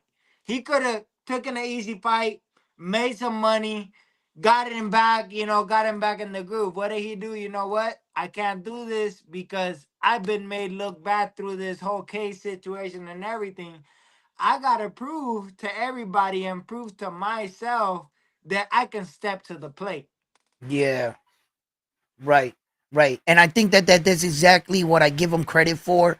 I think that he knew that if he fought a cab driver, people weren't gonna give him that, and it really wasn't gonna help him mentally.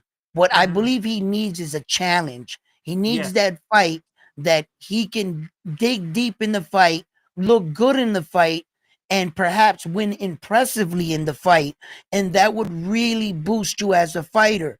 You yes, don't want a walk in the park that's not gonna it's not gonna it might hurt your fighter even more, him thinking, oh, the only reason why I won is because I beat this kind of guy, you know. hmm, So um it was kind of like what they did with Tim Zoo when they had yes. him fight Spencer Joey there. Spencer, yeah, Yeah. And it was like the same thing. And then you seen that in the beginning of the fight, you can look at Tim Zoo and see the nervous energy.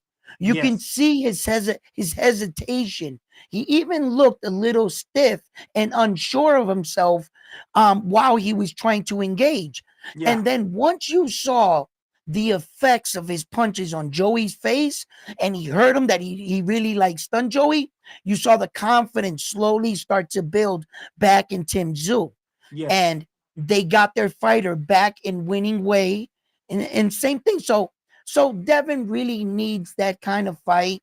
You know, Ramirez lost to Arnold Barboza, and they went the distance in their fight, and that was a very highly competitive mhm, fight. So, yes, and look, I have to remind the fans sometimes that Devin Haney wasn't really had established himself as a 140 pounder anyway. He came into the division, he fought Regis Progress, and then he fought what? Ryan Garcia? yep, So he didn't never dip his feet in the pond at 140. So we really didn't see him against the top echelon of the 140-pound weight division. So this fight right here for me is very interesting. I want to mhm, see how he responds mentally, you know, and let's see what he looks like versus like fighters like Tim Zoo coming back from losses like that. I yes, wanted to see what Errol Spence Jr., but unfortunately he just haven't got in the ring yet. Um, and yeah, and then you also got, you know, Tifima Lopez on the card with Barboza. Um, yes. how do you see that fight? And who do you got? Listen, Teofimo's a good friend of mine. We get along real good, but let's be honest. Teofimo is a hit or miss. He has good nights, he has bad nights. If we see a Teofimo that's not there mentally completely and he's letting his father basically manipulate the whole situation, we're not going to see a great fight. We're not going to see him win. I don't see him winning that fight because Barboza is a tough opponent. Right, Barboza is not a walk in the park either. Barboza knows how to get around high skilled level fighters. right, He's an intensive fighter, and that's what I like about Barbosa. Now you got on the other hand, Teofimo is a slick, smart fighter. Like I said, he's in the amateurs. When we were fighting in the amateurs, he was trained by Gamboa's dad back in Florida. So he has some great boxing ability. But at the end of the day, is his boxing gonna be enough to keep Barbosa off of him the whole night, or is he gonna crash around the 7-6 round, get tired, and Barbosa's gonna take over? right, right. Now, what I like about this fight myself, and I find interesting that Barboza works good off his jab. He likes to throw the 1-2 off of it Yes, and come in pressuring. What I actually like in the fight about Tio is that I think Tio does his best work working off the back foot. He's a yes, better counter puncher than anything. And so with Barboza's and pressure, I think that it's going to be an interesting fight of who catches up to who and outsmarts who to dip which way. Now, Teofimo Lopez, for me, like you said, a hit or a miss, right? I think that he's been criticized for not having mental fortitude, for Mhm. not keeping it together against like fighters like George Camboza. Had he made a couple adjustments in that fight, he beats George 9 out of 10 times. But that one Yes. night, George beats him. You know what I'm Yes. saying? Because of the fact that he can't sometimes keep it together. He was too much in his head thinking about him getting knocked down for the first time. He couldn't get out of his head. You could see the nervous energy in him laughing to himself, thinking about what the crowd is thinking about him. He needed to get into the fight. So, yes, I'm in agreement with you on that. But for as much as mouth Tio has in recent weeks and months and what he said about PR, I will not let it blind me for the fighter that he truly is. What he Yes. does in the ring is separate to what's going on the social media, and I'm Correct. old enough and wise enough to know and see through that. I Yes. I considered Teofimo Lopez a very skilled fighter. I would give him a B plus, around there as a fighter. Every fighter can stand to work on a few things, but if you ask me, um, I'm gonna go with Tio on this one. Yes. I think that one thing about Tio and Tio's father, they know how to pick the fight. Sometimes the night is a little tough for him, but I think that's due in part to Tio slacking a little bit. Tio knows that the disrespect has to be real. It's on the world Yes. stage where that Ryan Garcia and Rolly is main eventing, and you actually only have the real world title. You're the Yeah. only one with a real world title, and you're on the undercard. De Yep. eso tiene que picar un poco. Tiene, pues claro que sí, baba, eso tiene que doler. Picar es poco, tiene que doler, you know.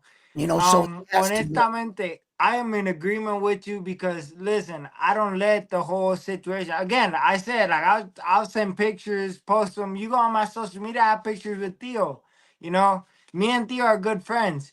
What he was doing at the time, he was trying to pick a fight with Subriel Matias. A lot of people don't know that. What he was talking, he was trying to pick that fight with Subriel Matias because he knew, and I believe, and I'm Puerto Rican, I'm also friends with Subriel, pero siendo realista, we saw what Liam Paro did to Subriel Matias, you know, and we see a boxer like Teofimo would have broken apart Matias. That's in a worse way, I believe, than what Liam Paro did. Well. The thing about Liam Paro and Teofimo Lopez, the Liam Paro knew how to grab Subriel and spin him.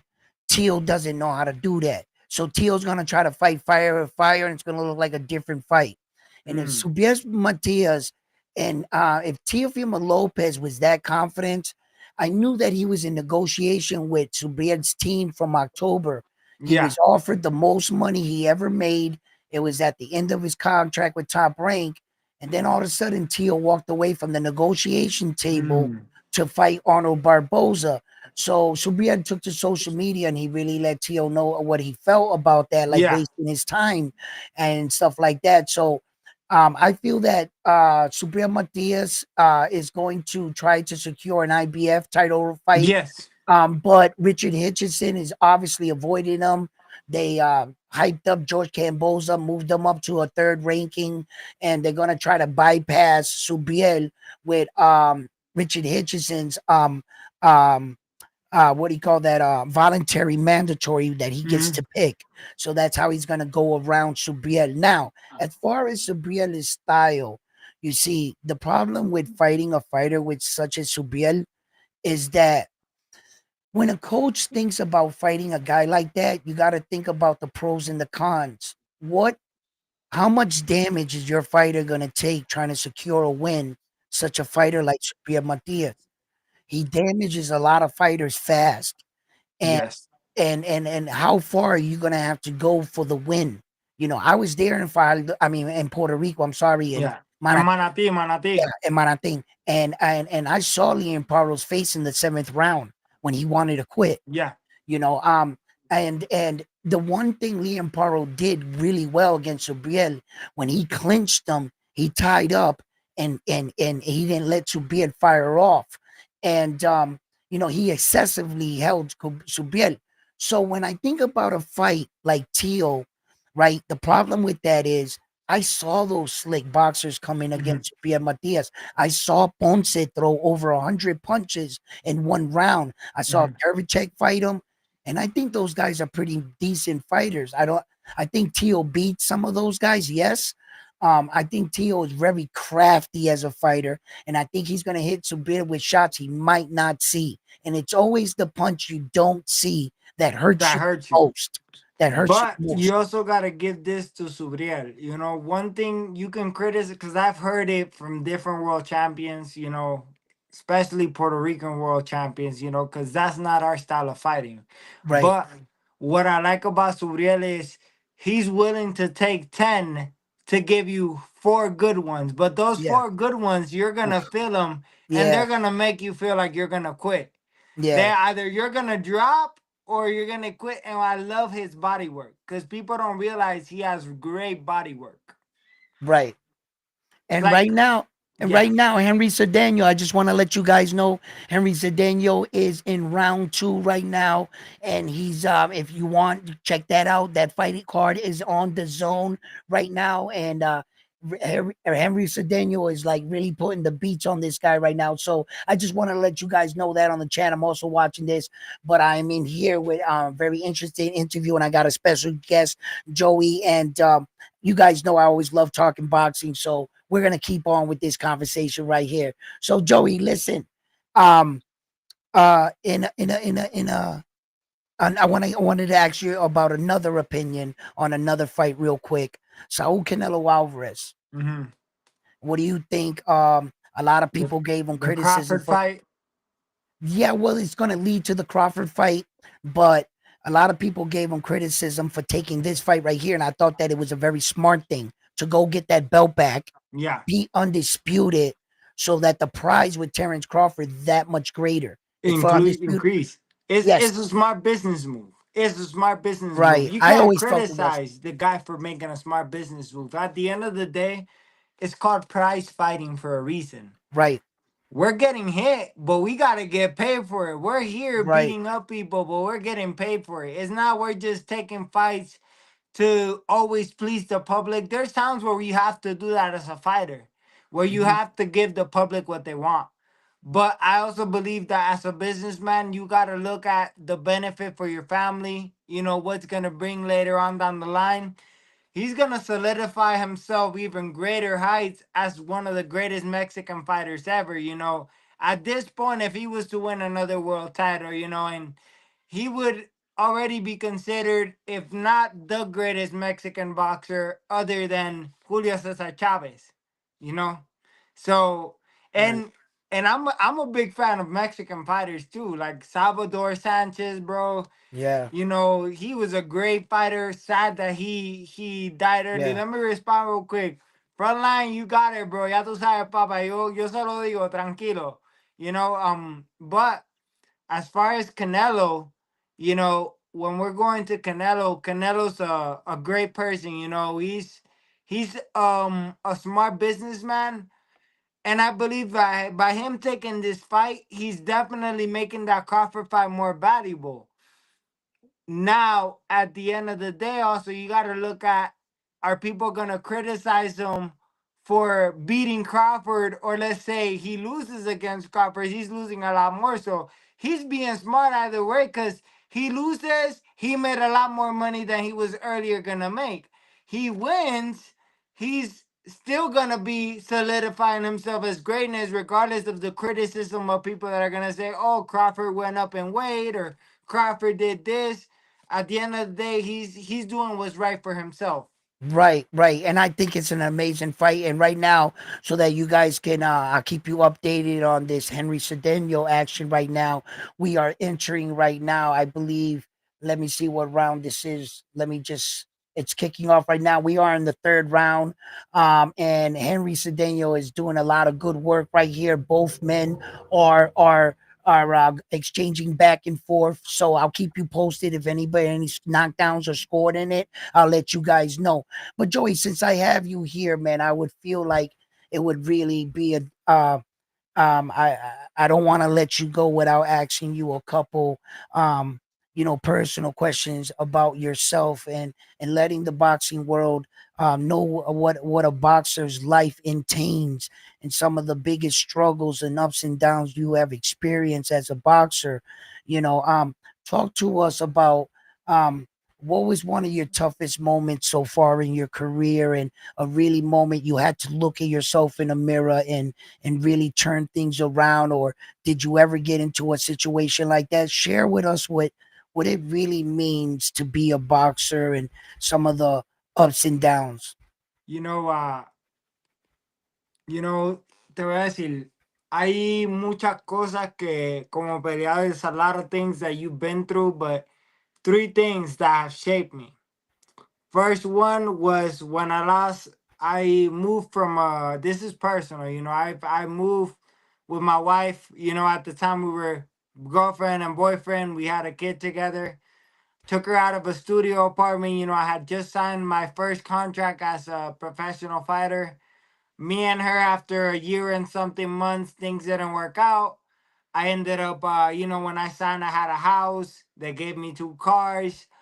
They were taking care of my bills, everything. I was living the white picket fence, the American dream life. You know what I mean? Mm, But the moment where I went to court, started fighting for my son's custody, I lost everything. Lost the house, lost the cars. I went from having everybody around me, literally, you could tell somebody, and es lo que me ha dicho Casamayor, Joel Casamayor, you could tell somebody to wipe your butt and they'll do it because they think you're going to give them a lot of money and this and that.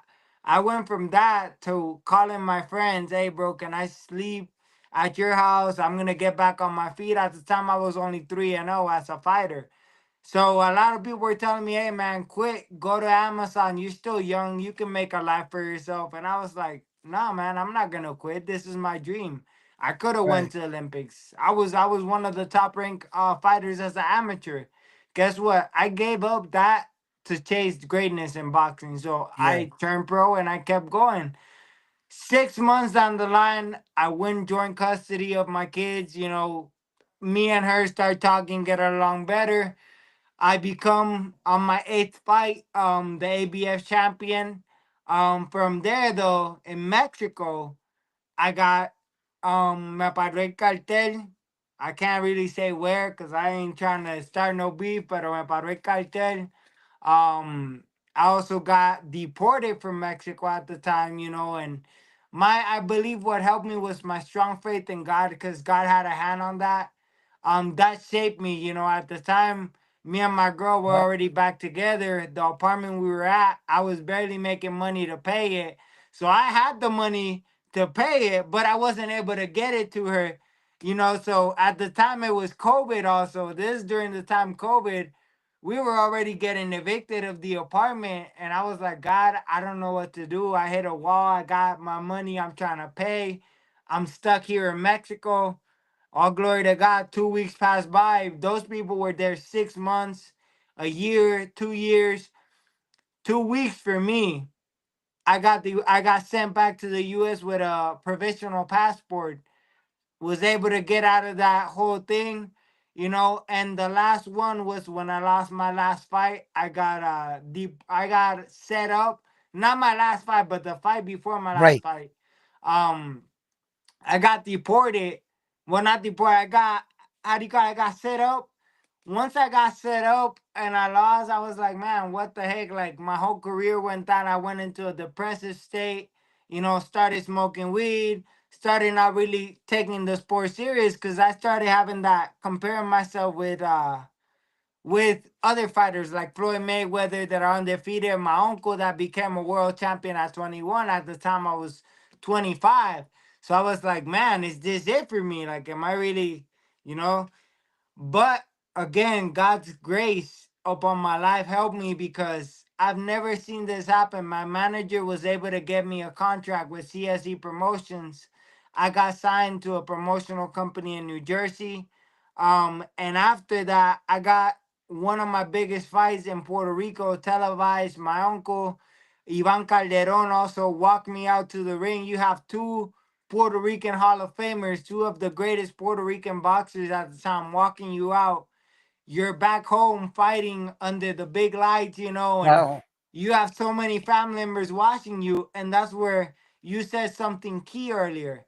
It's all in God's timing, bro. El tiempo viene solo. You can't Right. rush it. Right. You know what I mean? You have to wait, and I strongly believe in what you say, man. No es coincidencia que tú hayas dicho eso. And I don't know if you're a man of faith, bro, but if you Yeah. aren't, God used you. And if you are, God used you, regardless. Right. Thank you. I can't say that I go to church every Sunday because the lightning's gonna strike me right here. Pero pero um um I feel the energy, and I can read the moment, and I feel that when even from the first time that I spoke to you, I knew that you were just like me, and a lot of us that when we put on this earth, right, we're not really given like a set of manuals, and some of us fall for these pitfalls and fall short, but it doesn't mean to count us out. You might have fell down on a knee, and it took you a while to get up, but as long as you get up and truly never forget, it's like I've been there in my life where that I thought that um I was never going to go back to my old behaviors or anything, and I finally achieved where I needed to get, and once I got there, it was like I forgot everything that it got me to get there. And in one night of celebrating, I went this way, and the drink was right there, and it went back into my mouth. It was like I didn't even, for all the fighting I did, I forgot to fight for myself when it mattered the most. I was focused, but fighting for myself would have been bringing that drink down. And fighting for myself would have been remembering that my wife was waiting for me at home, and I should have went home that night. And and sometimes it's staying the course and being focused, but ignoring all the warning signs when you knew before you got there what was really going to take place. And I had to find out the difference between staying focused and fighting for me. But know this, brother. God already forgave you. You got to forgive yourself, bro. Yes. We make mistakes. And I Yeah. tell this to everybody. I don't know who needs to hear this, but that's part of it. And let me Yeah. answer something for friend like real quick. Yeah. Yeah. A Yeah. fight with Maestro, Miss Michael Rivera is very possible. It's or Mitchell Rivera. It's very possible as long as the money's right, man. They come correct. I'm definitely willing to fight whoever it takes. At the end of the day, I'm looking and chasing greatness. Yeah. That's La Um, Salsa. La Salsa, la, his father, Michelle Rivera, Ali Rivera. That's who they're okay. talking about. Oh, okay, okay, okay. They're talking about Michelle Ali Rivera. Okay, okay. And he's I mean, he was rumored to go staying at 135 or moving up to 140, but that's a good fight. Just like Elvis Rodriguez is another Yes. guy that so there's a lot of good fights in there, but I want you to, like, definitely move up and fight on your level. One of the things I liked about the Vargas kid that you were talking about, Emilio, right?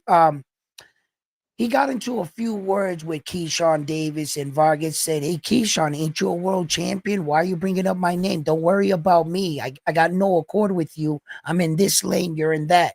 He acknowledged where he was. He didn't want to be anything other than what he was. He said, "But I'm soon catching up to you, and one day I will knock on your door." So it's knowing, where you're at and everything. So I want to ask you one more. What do you think about uh Xander Zion and Sebastian Fundora? What do you think about that? I feel like that's a good fight. Sayas has to be careful because Fundora coming after a loss, he was able to prove that he's able to come back. You know, um, it's a dangerous fighter. He's lengthy, has power. But I believe Sayas has proven that he's willing to step up and Yeah, take the fight. You know, look at the whole yeah, Victor situation. What happened? They caught him right away. Within a couple of hours, they already had the answer. Like, hey, yeah, we're gonna take the fight. What happened? What yeah, happened, bro? What yeah, happened? You're yeah, supposed to be Golden Boys, one of Golden Boys cash cows, big right. fighter. ¿Por qué estás corriendo? ¿Para qué te estás haciendo cobarde? ¿Me entiendes? Wow, so and just to let everybody know, this is a 10-round schedule fight right here with Henry Cedeño. And this looks like a way better fight than I thought. His opponent had 3 losses coming into the fight, and Henry Cedeño is undefeated. They just closed up the 5th round, and they will be entering the 6th round. But it looks like a back and forth affair here, and I can't tell you exactly who's winning here, but it looks like a good fight. So we are headed into the 6th round. It is a 10-round schedule fight. So I know that you've been keeping up with the chat and answering some of the things. So I've been letting you flow with the chat and everything. So Joey, tell me, um, uh, what else has you're looking forward in boxing, and what is one of your biggest dreams and aspirations of reaching? You know, my biggest dreams and aspirations, of course, like any fighter that comes from boxing greatness, I want to reach the pinnacle of where my uncle reached, but I want to do something that a male boxer, a Puerto Rican male boxer, hasn't done, and it's become unified world champion, at least in one division. You know, solidify my name like that. That's something that I told my uncle I You wanted mean to do. You know, undisputed? exactly, undisputed champion and Undisputed. solidified, Yeah, solidified, not just unified, not just undisputed. unified because we had yeah, Exactly. Because Tito with my uncle was unified, but yeah. undisputed, like in one weight class, That's that's what different, I want to bring to Puerto Rico, you know, ese orgullo. My right? dream has always been when I used to be little, man, going to pick up my uncle right after a fight, going to the caravanas, going to at the airport. Everybody in Puerto Rico is picking you up at the airport. Se iban hasta San Juan, and then from San Juan nos íbamos a Coupé en los carros. Everybody like throwing bottles, cheering, Talk everything, you about it. know. What was that like growing up with Felix, Trinidad, and experience some of the way that Puerto Rico really came out from when he was at the height of his career? Like, talk to us about that. What was that like? It's beautiful, man. It was a beautiful experience. It was a lot of the times, man, it's emotional because when I would look at that as a kid, you would look at him, he was like a superhero, regardless. I know he was a Yeah, superhero to many other people, but in that moment, as a little kid, you see him, you see the family member, you know, and everybody's so proud of him, his mom, and everybody in the family. You're like, man, I want that. I want to bring right, that to my kids. I want to right. be that example, you know. You know, my name is El Hijo de Dios because I represent, I'm a Christian man. I Hmm. go in with worship music like the King David, you know. Hmm. You glorify God first, he's going to give you the victory, you know. But the reason why God gave me this name is because, you know, I want to be an example to the youth. You know, en Hmm. Puerto Rico, quiero ser un ejemplo para los niños. You Hmm. know, forget about this whole killing situation, everything that's going on, man. You go to Puerto Rico. I went last year to go fight. Before then, I was going. You know what the saddest thing is, bro? That you go to one of your friends' closest house, one of your closest friends when you were living there, and you go ask their mom, hey, is so and so, how's so and so doing? And the mom busts out crying, bro, saying, a ese bendito, a este me lo mataron hace poco y todo eso, bro. You know how heartbreaking that is? You know how Yeah, hard that is as a man, bro? Because you want to make a change. I'm not in this for the money, just for the right, money. I'm right. here to help these kids and let them know, you know what? You don't need the streets, bro. You don't need Yeah, to be doing none of yeah. this. You can make your name in something else, whatever, regardless if it's boxing, if it's a business, whatever you want to do in your life, you can become great. But there's nobody en nuestra nación que ahora mismo quiera hacer eso porque ni los mismos gobernadores que tenemos, they don't want to do that. Right, You right, know, so right. And I it think that, takes. Go ahead, yeah, go ahead. Sorry, I'm brother. sorry. I'm sorry. I didn't want to cut you off, but think it takes a lot of men like you and I that really like just don't talk about it. We're really trying to implement new change to these young men and tell them that the gold chains and the rap music and 20-inch rims are not the way to go, you know, and it's a better it's better for you to whether you want to be a boxer or a teacher, but learn a craft and be a master in your profession and Yes. learn to one day become the man that you can become and at least give some of these kids a chance, man. You know, the streets are enseñándole que dándole 30 tiros en la cara de alguien que te Yeah. hace tofe, algo así, y nosotros estamos matando uno al otro, you know, and I talked about this in my video one time that as a young man coming up through the cracks, not every Mayweather makes it to boxing. There was another Mayweather out there, another Felix Trinidad that got gunned down by gang violence or died Yes. in an overdose, and they never became that fighter. Like you mentioned, Salvador Sanchez was taken away from us way too early when he felt when and it's unfortunate that some of us fall through that. Me myself as a boxer, my career was cut real short because I could recognize now it was due in part to my decisions. I chose the fast life, and other men in the street took notice of me for the things that I did, and the money was fast, and I fell for a lot of the pitfalls, and I never became. I always considered myself like wasted talent. I was real talented. I just I didn't believe. I didn't have anyone in my neighborhood that talked. At that time, they had like these white counselors coming to our school, and they didn't look like me. They didn't sound like me, so I never heard them. We need young men like us that look like where we come from and we can talk and they can relate to us. They didn't have that in my time. And I never really believed in the vision. I didn't have a father figure, and I came from a real broken home, and I slipped through the cracks, unfortunately. And I appreciate all the men and women that really to everybody that laces it up. You guys are all Yes. champions in my eyes.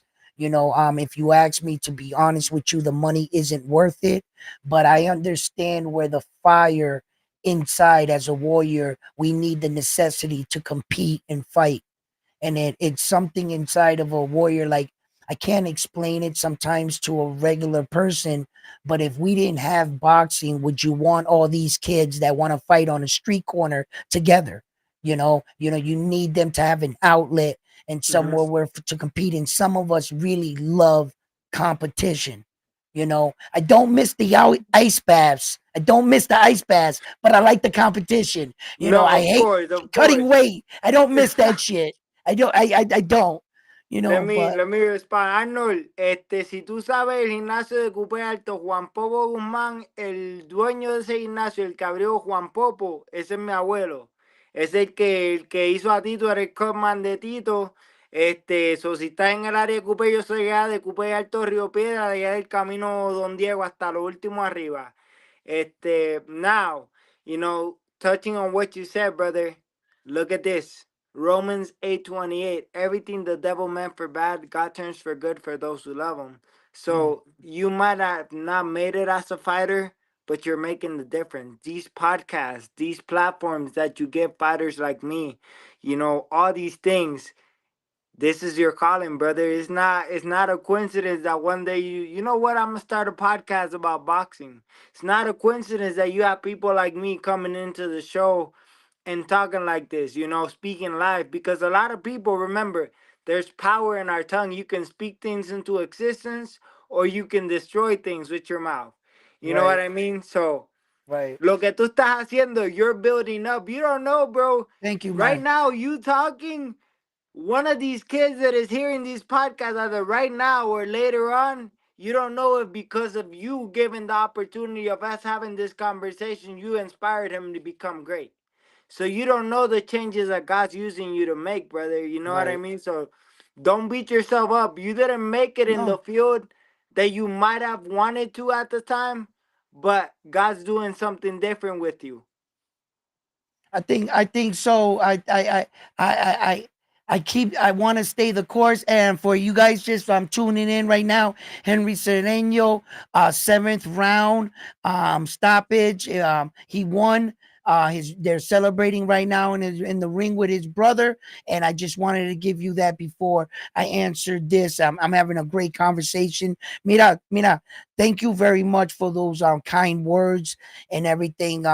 Sometimes I get a little tired and I don't want to go on with this podcasting. And you guys don't know this. Every day it gets a little exhausting trying to come up with headlines and things to talk about and stuff. And sometimes I really second guess myself and stuff. But thank you for those words, man, because it validates that I'm going in the right direction and I'm giving back to boxing in a new way. I'm trying to invent myself. I'm following my dream. Um, um, um, Everybody thought that what I did in Puerto Rico was pretty amazing. I basically hopped on a plane blind with no boxing credentials, no ties, no affiliations, and I told these guys somehow, some way, I'm going to get next to Sabria Matias. Not only did I do it, I was the first man to interview him in Puerto Rico and Liam Paro. He signed my shirt. I held the IBF title. Fucking, I was like, these guys were like, not only like this is just me chasing my dream. I went out there blind and ended up giving one of my friends a ride and he could lock himself out the car and I ended up meeting that guy at the door and he was the one that let me in. So it was like faith, brother, and it was like and the guys on the channel were Divine telling me, appointment, brother. That's a divine appointment. The fact that you stepped out in faith, and that's a big thing, bro, because faith is the substance of doing something that you can't see, that nobody else sees, but you yeah, believe it. You can see it in your heart. And because you had the faith to step out and do it, it was given to you. yeah. Because the Bible says that, bro, you need a faith the size of a mustard seed. A mustard Es seed is the verdad, es tiniest verdad, thing. es And verdad. look at what you did, bro. Look, Yo, I went out there ciego like nothing, man. And I you was got just, more than what you asked for, though. You got oh, more than what you asked for. Look at that. yeah, it was incredible. And the day I actually interviewed him, just to put the cherry on the top, it was my birthday. It was June 14th. Wow, man. And Wow. I was like, man, on my birthday, I got to meet you. And then I met Panda, his coach. I met Panda's father. And the funny thing was, I hope Panda's father's watching right now. He was like, Mira, I be watching you. And I was like, yo, you watch me? And he was like, yo, I watch you. Yeah. Oh, that's cool, man. So, That's yo, that was dope. awesome. And he was like, yo, I remember when you said this and you did this. So he really like watches my show. So I was like, yo, that's dope. I was like, that's dope, man. And, I'm trying to like, make my way around in this boxing thing and really make connections and good people and meet people among my journey. And I'm just glad that you came on today.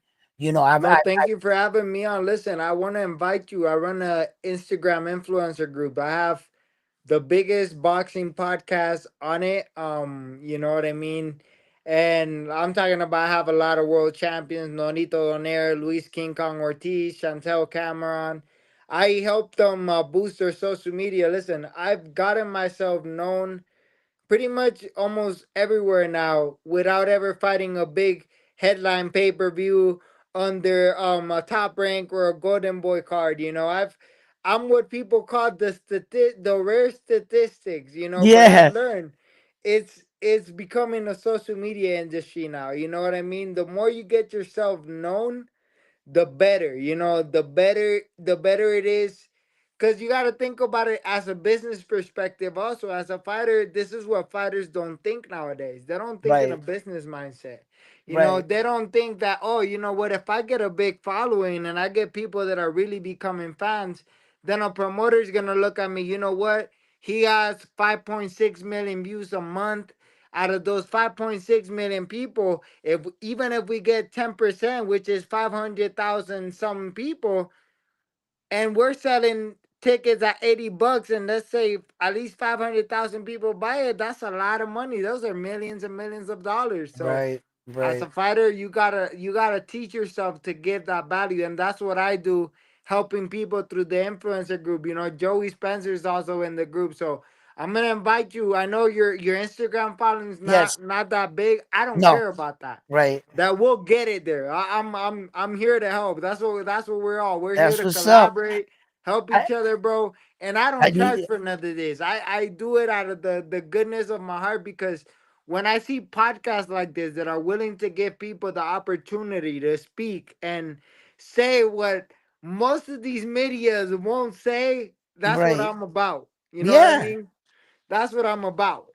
I'm a bit of a conversationalist, and I never want to force my views on my fans or anything. I want them to be able to not to be yes men. I want them to be able to come on and speak freely and tell me what you really think about this fighter. And maybe we might not get see eye to eye or anything, but I'm gonna always respect their view, and I'm gonna give my opinion to a side too. And I appreciate that. And and I also love to talk with boxers and have a conversation, a normal one, without everybody swearing at each other and this baka and profanity and talking about people's wives and kids. Like, no, what we talk about is the purity of the sport. And sometimes I like to talk about some of the things behind the scenes and the sacrifices that went. How about all the miles you run? How about all the hours you jump that rope? Mhm. How about the days you don't want to train? How about the days that you're training or with injuries? Bro, How I've about been every fight? man. No one Which ever is goes in a fight yeah. 100% Yeah, not nobody. Anybody that tells you that, bro, is lying. lying. You know, I missed my son's first words, my son's first steps because I was out there trying to get a fight in training camp. I missed my daughter's first words, my daughter's first steps. You know, I've missed a lot of my kids' milestones. And sometimes, bro, as a fighter, I behind closed doors, people don't know that you're crying, bro. That all Right, these things take an impact, and people say, "Oh, you're a man, you're a fighter, bro. You shouldn't be crying." right. Papá, el hombre de verdad llora. ¿Por qué? Porque Yeah, esas cosas duelen. That's time you don't get back, bro, away from your kids. But the way I look at it is like, you know what, God, you're using this to mold me. And if I can endure this, this is the hardest moments of my life. Missing right, these, right, I'm not gonna let anybody beat me anymore or take right, food out of my kids' mouths. I'm not gonna let anybody let this time that I spent away from my kids go in vain. Go these sacrifice be empty because I wanna come right, out with at least a house or right. something that I can leave my kids behind and say, you know what, my daddy did it. My daddy Yeah, became a world champion. My daddy made money, gave right. us a school, gave us things that we could do, you know, because I always tell people it's not just about giving your kids what you don't have, but it's about teaching them what you weren't taught at an early age. Well said. Well said. You know, me and Frontline and a couple other guys, we talk about our father interaction with our kids, and we want to be their friends, but you can't forget to be their parent at the most crucial times. And si tú tienes que llamarle la atención to that child, that's what you need to do as a parent. I want to be cool with you. I want to have a relationship where you can come talk to me, but when it's time, you remember I'm dad, your son, and what it's like to earn it. It's one thing to always give them everything, but it's also another way of allowing them to maybe perhaps get an allowance and earn it and save up, and you teach them the value of money. When you go to the store, my daughter used to get me all the time because she would save up $40, but when we're in the store, that $40 came out of my pocket. I bought it. Now she don't want to give me the 40 at home. Real hustler, my daughter. And but I teach her the value of a dollar, and Mm-hmm. she doesn't like when she spent it. So I saw the reaction on her face, and I asked her, honey, what's wrong? And she was like, well, now I don't have any of the dollars.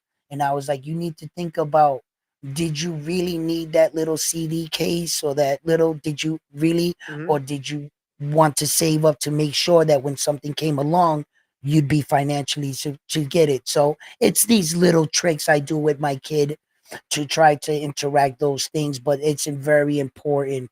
And I think so. And yeah, that I'm in agreement with you on that. Absolutely. So what are these guys saying in the chat here? What's up?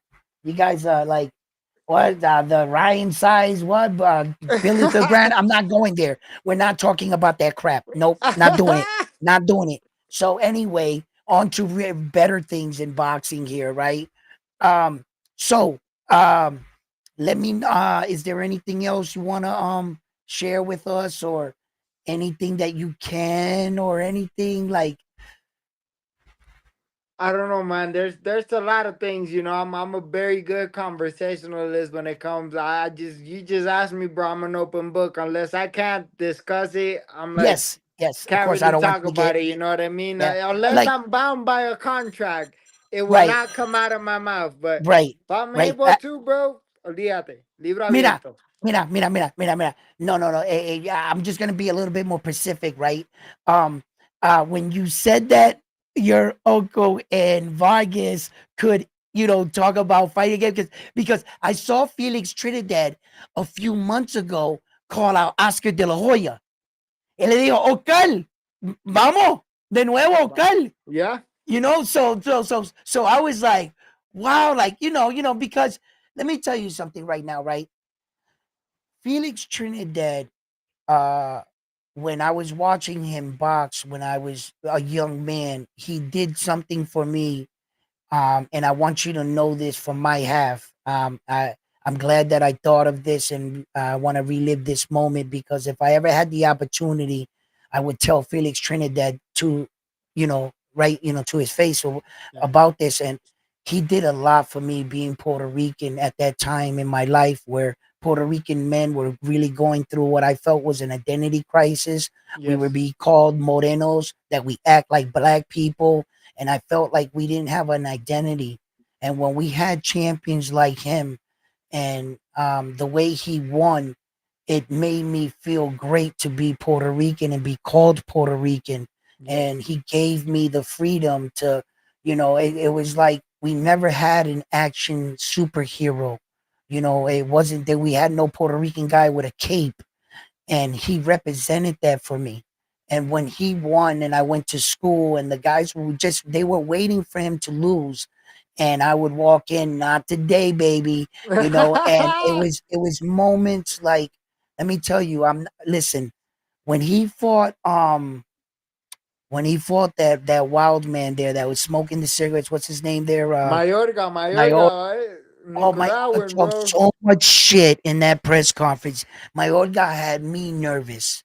Like, he was like, no, a mí me metieron tiro aquí, como que yo soy cojones. And I was like, wait till Felix get his hands on you.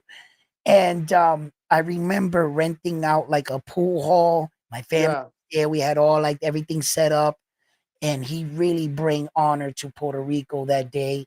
I mean, the smiling face around Oh the room. man, I remember esa caravana. Me traíste recuerdos de cuando yo era chiquito.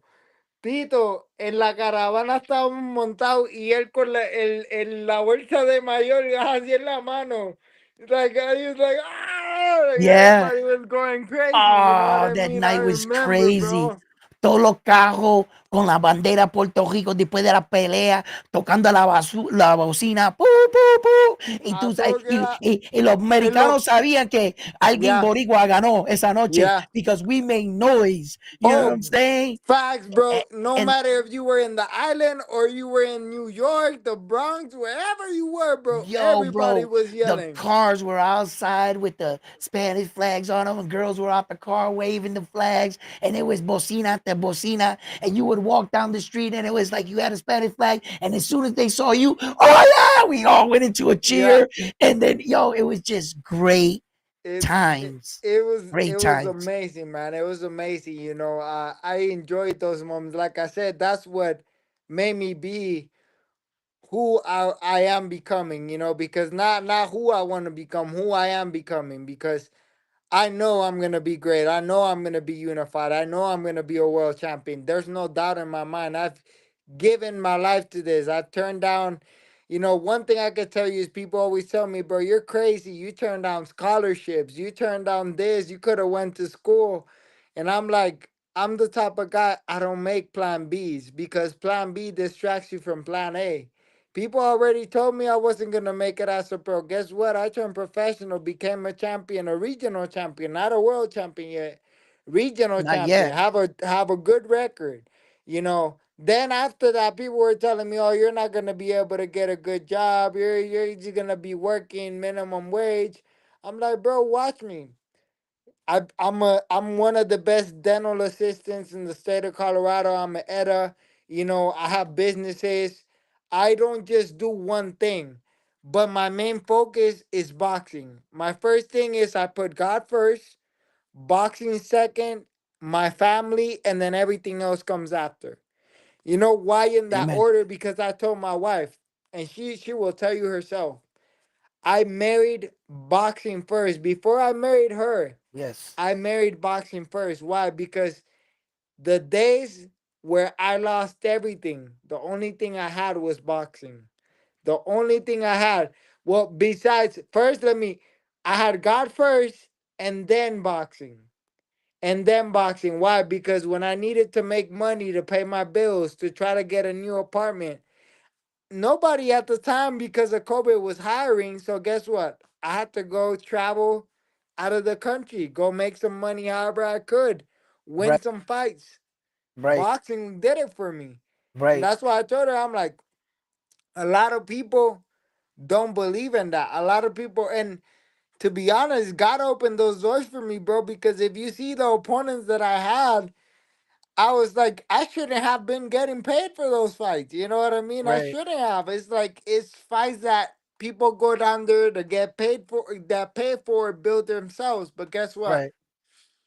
At that time, I believe it was favor that I had. The Mhm. favor. And he opened up those doors where people were pulling out last minute and they needed a last minute opponent. So guess what? You know what? I'm gonna take the fight. It's like Right. Right. Right. $1,000, $2,000, 5,000 pesos. I was like, bring them. I'm like, that's money. Right now, I don't have a job in the States. Mm-hmm. What do I got to lose? And I Mm-hmm. made the risk, made the sacrifices, and came That's out, good. came out You, victorious. it's good to look at it like that because this is a real dangerous sport and you can't play boxing. You have to be committed to it, Joey, and you really have to like, have a supporting family behind you. Sometimes it's hard to get those, but God puts people in your right place for a reason. And if you have a wife and a family that really are getting behind you and believe in your dream, that's a big piece right there. When you said, boxing is your dream is to become a world champion. That's plan A.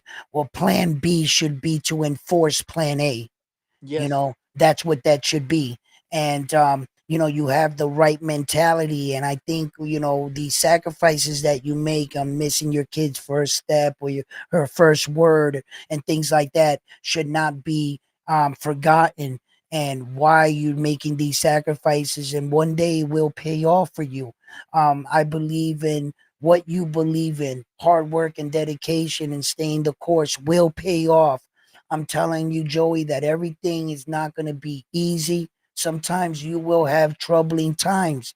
Sometimes you may feel like, why did things go like this? But sometimes it's not revealed to you, and some things can seem like a curse, and it could be a blessing in In disguise. disguise. You have experienced that firsthand, but Hmm. the world has a it's tricky on repeating lessons to see if you really learned them. You understand, No, the universe definitely. has a habit of definitely presenting that same thing later in a different form to see if you can recognize it.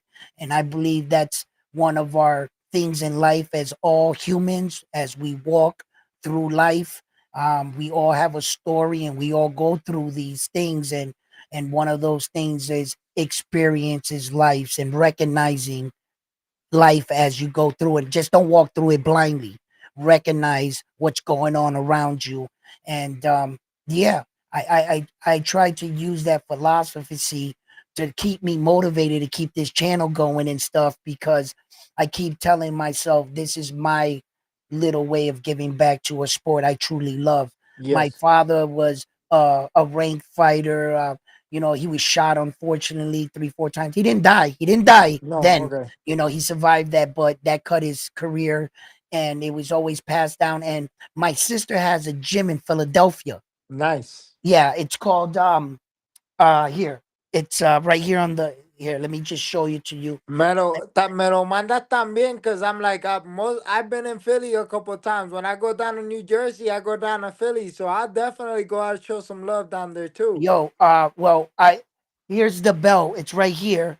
It's called Kingdom's Boxing Gym in Okay. Philadelphia, and my sister has a gym there. So her son, my nephew, he's 15. He's gonna be boxing. I believe May 24th. So Yes. there's a card down there, and it's real cool because my nephew became the youngest boxing owner, a gym owner at the age of 10 years old. My sister bought the gym and signed it over to him Wow. because he's the one that basically sleeps in the gym. Este nene, él se entrena al mismo. You don't gotta tell him to be there. He Yep. gets up and mira, he does his own weight cutting and he's only 15.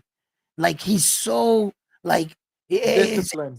it's incredible. You remind me of him. You look just like him, right? And Morenito, and he's cool as shit, man. And maybe one day, I can get you guys to talk, and No, you can, definitely. More than talk, I would like I said, if I'm when I go down to New Jersey, I'll stop by in Philly and I'll be willing to meet him, my speak life sister into him. my sister isn't a boxing official. She has her boxing license. She's also a manager. She's also a judge, official for amateur scene boxings, like the Golden Gloves and everything like that. Like my Yeah. sister can't go to not a non-sanctioned fight. She'll lose her Yes. license. She has to, so she's really tied in with the community. She does a lot of beautiful things for the kids. She doesn't let out in Philly, man, they respect her so much que ellos ni venden droga around the neighborhood that she's That's around the good. gym. Wow. And they all show her good respect and everything, and they're giving the kids an opportunity to go there. She works with kids that have special problems and stuff, and she lets them Yeah. come in and fight on some days, and then the kids from the inner city, and she's doing a lot of big She's things. doing a So lot for the community, and there's not a lot of people that are willing to that. yeah, and my Frontline. What I gotta say to these fighters that have taken a loss in their career, they have to remember a lot of the grades. Look at Manny Pacquiao's 14th fight. He lost his 14th fight. And we're talking about a man that if you listen to Manny Pacquiao's first 25 fights, guess what? He was oh, thank you, brother. He was fighting for literal rice, bro. In the Philippines, they were fighting for a bag of rice. He was right, fighting for food. He wasn't getting paid for those fights. He was fighting for yeah, food. Took yep, a loss, and he could have been like, "This is the end of my career." But guess what? He fought one of the greatest fighters. Took a chance in the states, became world champion. The rest is history. Look at him now. Bernard Hopkins lost his first pro fight. Look at him, Hall of Famer, great fighter. I believe that a loss, a lot of people say, oh, and people are gonna be like, oh, that's a loser's mentality. No, a L is not for losing. A L is for learning. Now, what makes you a loser is if you don't learn from that loss. If you don't learn and take away correct, what you were supposed to from it. You know, that's what makes you, because if you get depressed over a loss, everybody has lost, bro. Not everybody's successful right away. I tell people, look at the history. Look at the guy that started KFC. He didn't become successful till he was 63 years old. You know what I mean? You have people that they right, became older in their life and they've made it. It's not, look at George Foreman. After he lost, retired from boxing, came back at 45 years old, became a world champion after losing a fight against Holyfield. You know what I mean? right, It's not about giving up. It's consistency. Because you're not, at the end of the day, as a fighter, you're not here to prove the world. You're here to prove yourself what you can do. You're here to prove your family that believes in you what you can do for them. Because at the end of the day, that's our task. Our first ministry here on earth is our families, taking care of our families. It's not pleasing everybody, it's not doing no. We have to be accountable for our families. So we have to fight for them and make sure that they are provided for, because when, and this is, I'm going a little bit into Bible, but it ties in, because if you look, what did God say when Adam, sinned? Now you're gonna labor, you're gonna have to work. So guess what? As a man, we have to work for our own families. And part of being a man is not giving up when things get tough. You Right. have to learn how to stand up. You have to learn how to fight. If you give up because you lost, then that means you really didn't want it. You didn't Right. want to become Right. somebody. So Yeah. to all these fighters, I say keep your head up. Don't worry, learn from it, keep moving forward. Regardless if it's boxing, if it's a car that you lost, if it's a family member that lost, que Dios no quiera, but it happens, you know what I mean? Don't let these things take you Right. down, but let Right. these things build you, because there's a remolding process for gold. Gold, when you take it out the wall, it has dirt, rocks in it. So guess Yeah. what? You have to melt it down, purify it through water. Oh, thank you, brother. Thank you, brother. Purify it through water. After you purify it through water, then you put it into a mold, let it cool down, and it gets molded into a gold bar. But the beautiful thing about gold is, even though it's pure and it's clean, you can always melt it down and turn it into a chain, into an earring, into Yeah. something Yeah. else, Yeah. because gold is always adaptable, and that's the Right. same way a man has to be. Right. Right, right.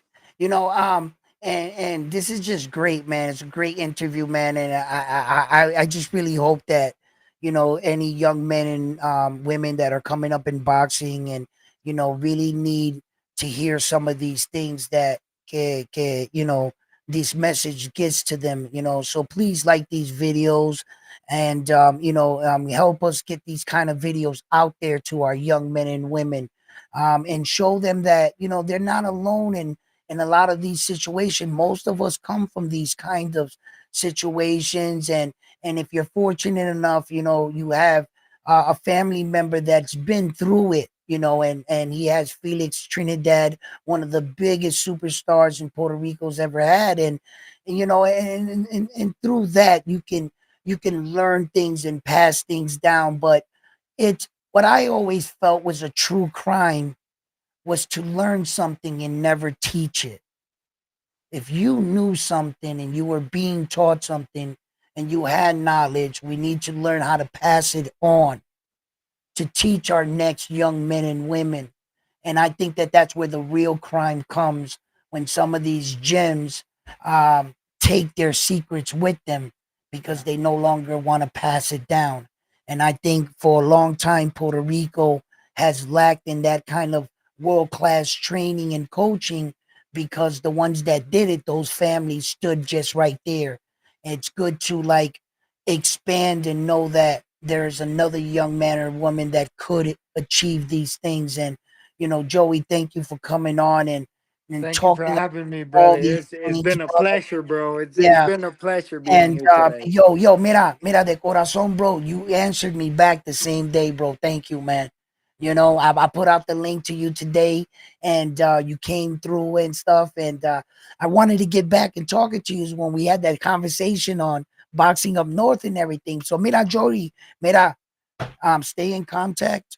Hop on the show. I want to hit you up on Instagram and maybe behind the scene, give you my number. We could talk some more and Yeah. get more connected behind the scenes with our everybody. And I I I wanna like talk and get to know you a lot better as a person, a fighter, and as a friend. So No, Joey, but man, definitely, brother. And me diste algo que te lo digo yo. Primeramente, Dios, si Dios me lo permite, which I know He will, tú vas a conocer a Tito y yo te voy a conectar con él. Si Dios me lo permite, te conecto con él para que lo conozca y le hagas thank you, interview y todo eso. Yo tengo man. la Yo lo I don't disponibilidad de hacer eso, y no te lo digo así con por calma. decírtelo, but Thank you you. know what I Yeah, con mean? calma. Yeah, I listen. I'll freak out. Um, um, I did. I went to go see his fight real quick against Bernal Hopkins. I was there in New York when the Twin Towers and everything, Yeah. and that night didn't go for us. But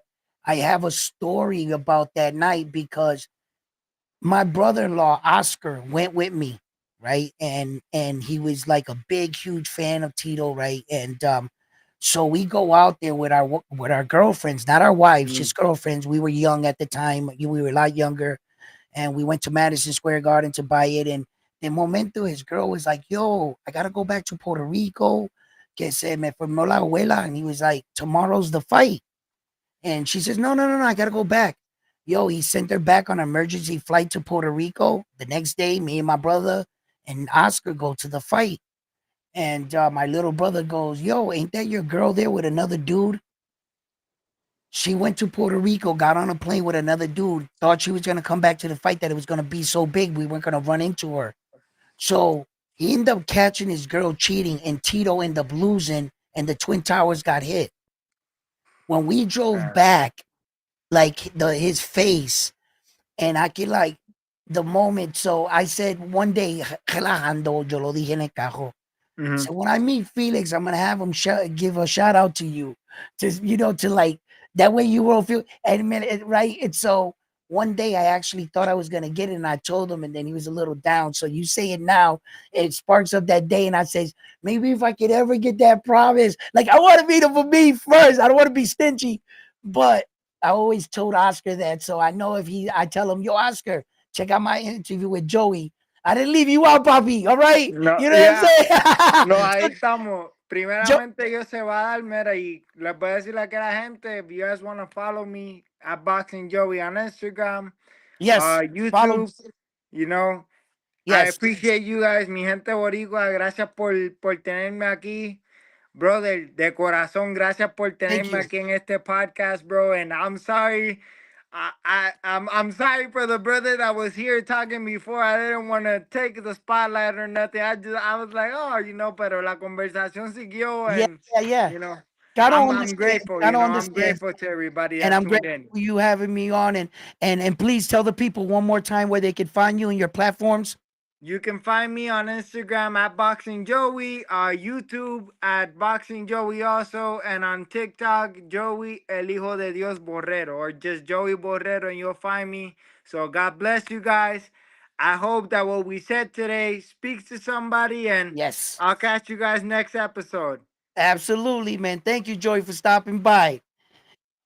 All right. Yo, man, that what an amazing interview right there, man. Guys. We were supposed to be covering some of these fights, but we had a special guest. So you know, I had an amazing time with Joey. Interesting fellow, man. A great conversationist too. Uh we seem to have experienced similar situations in our lives, and as men realize some of these pitfalls. And it's good that you have an opportunity to get back up on your feet if you ever be given that opportunity. Some of us pay the ultimate price, and we never get the chance to turn that corner.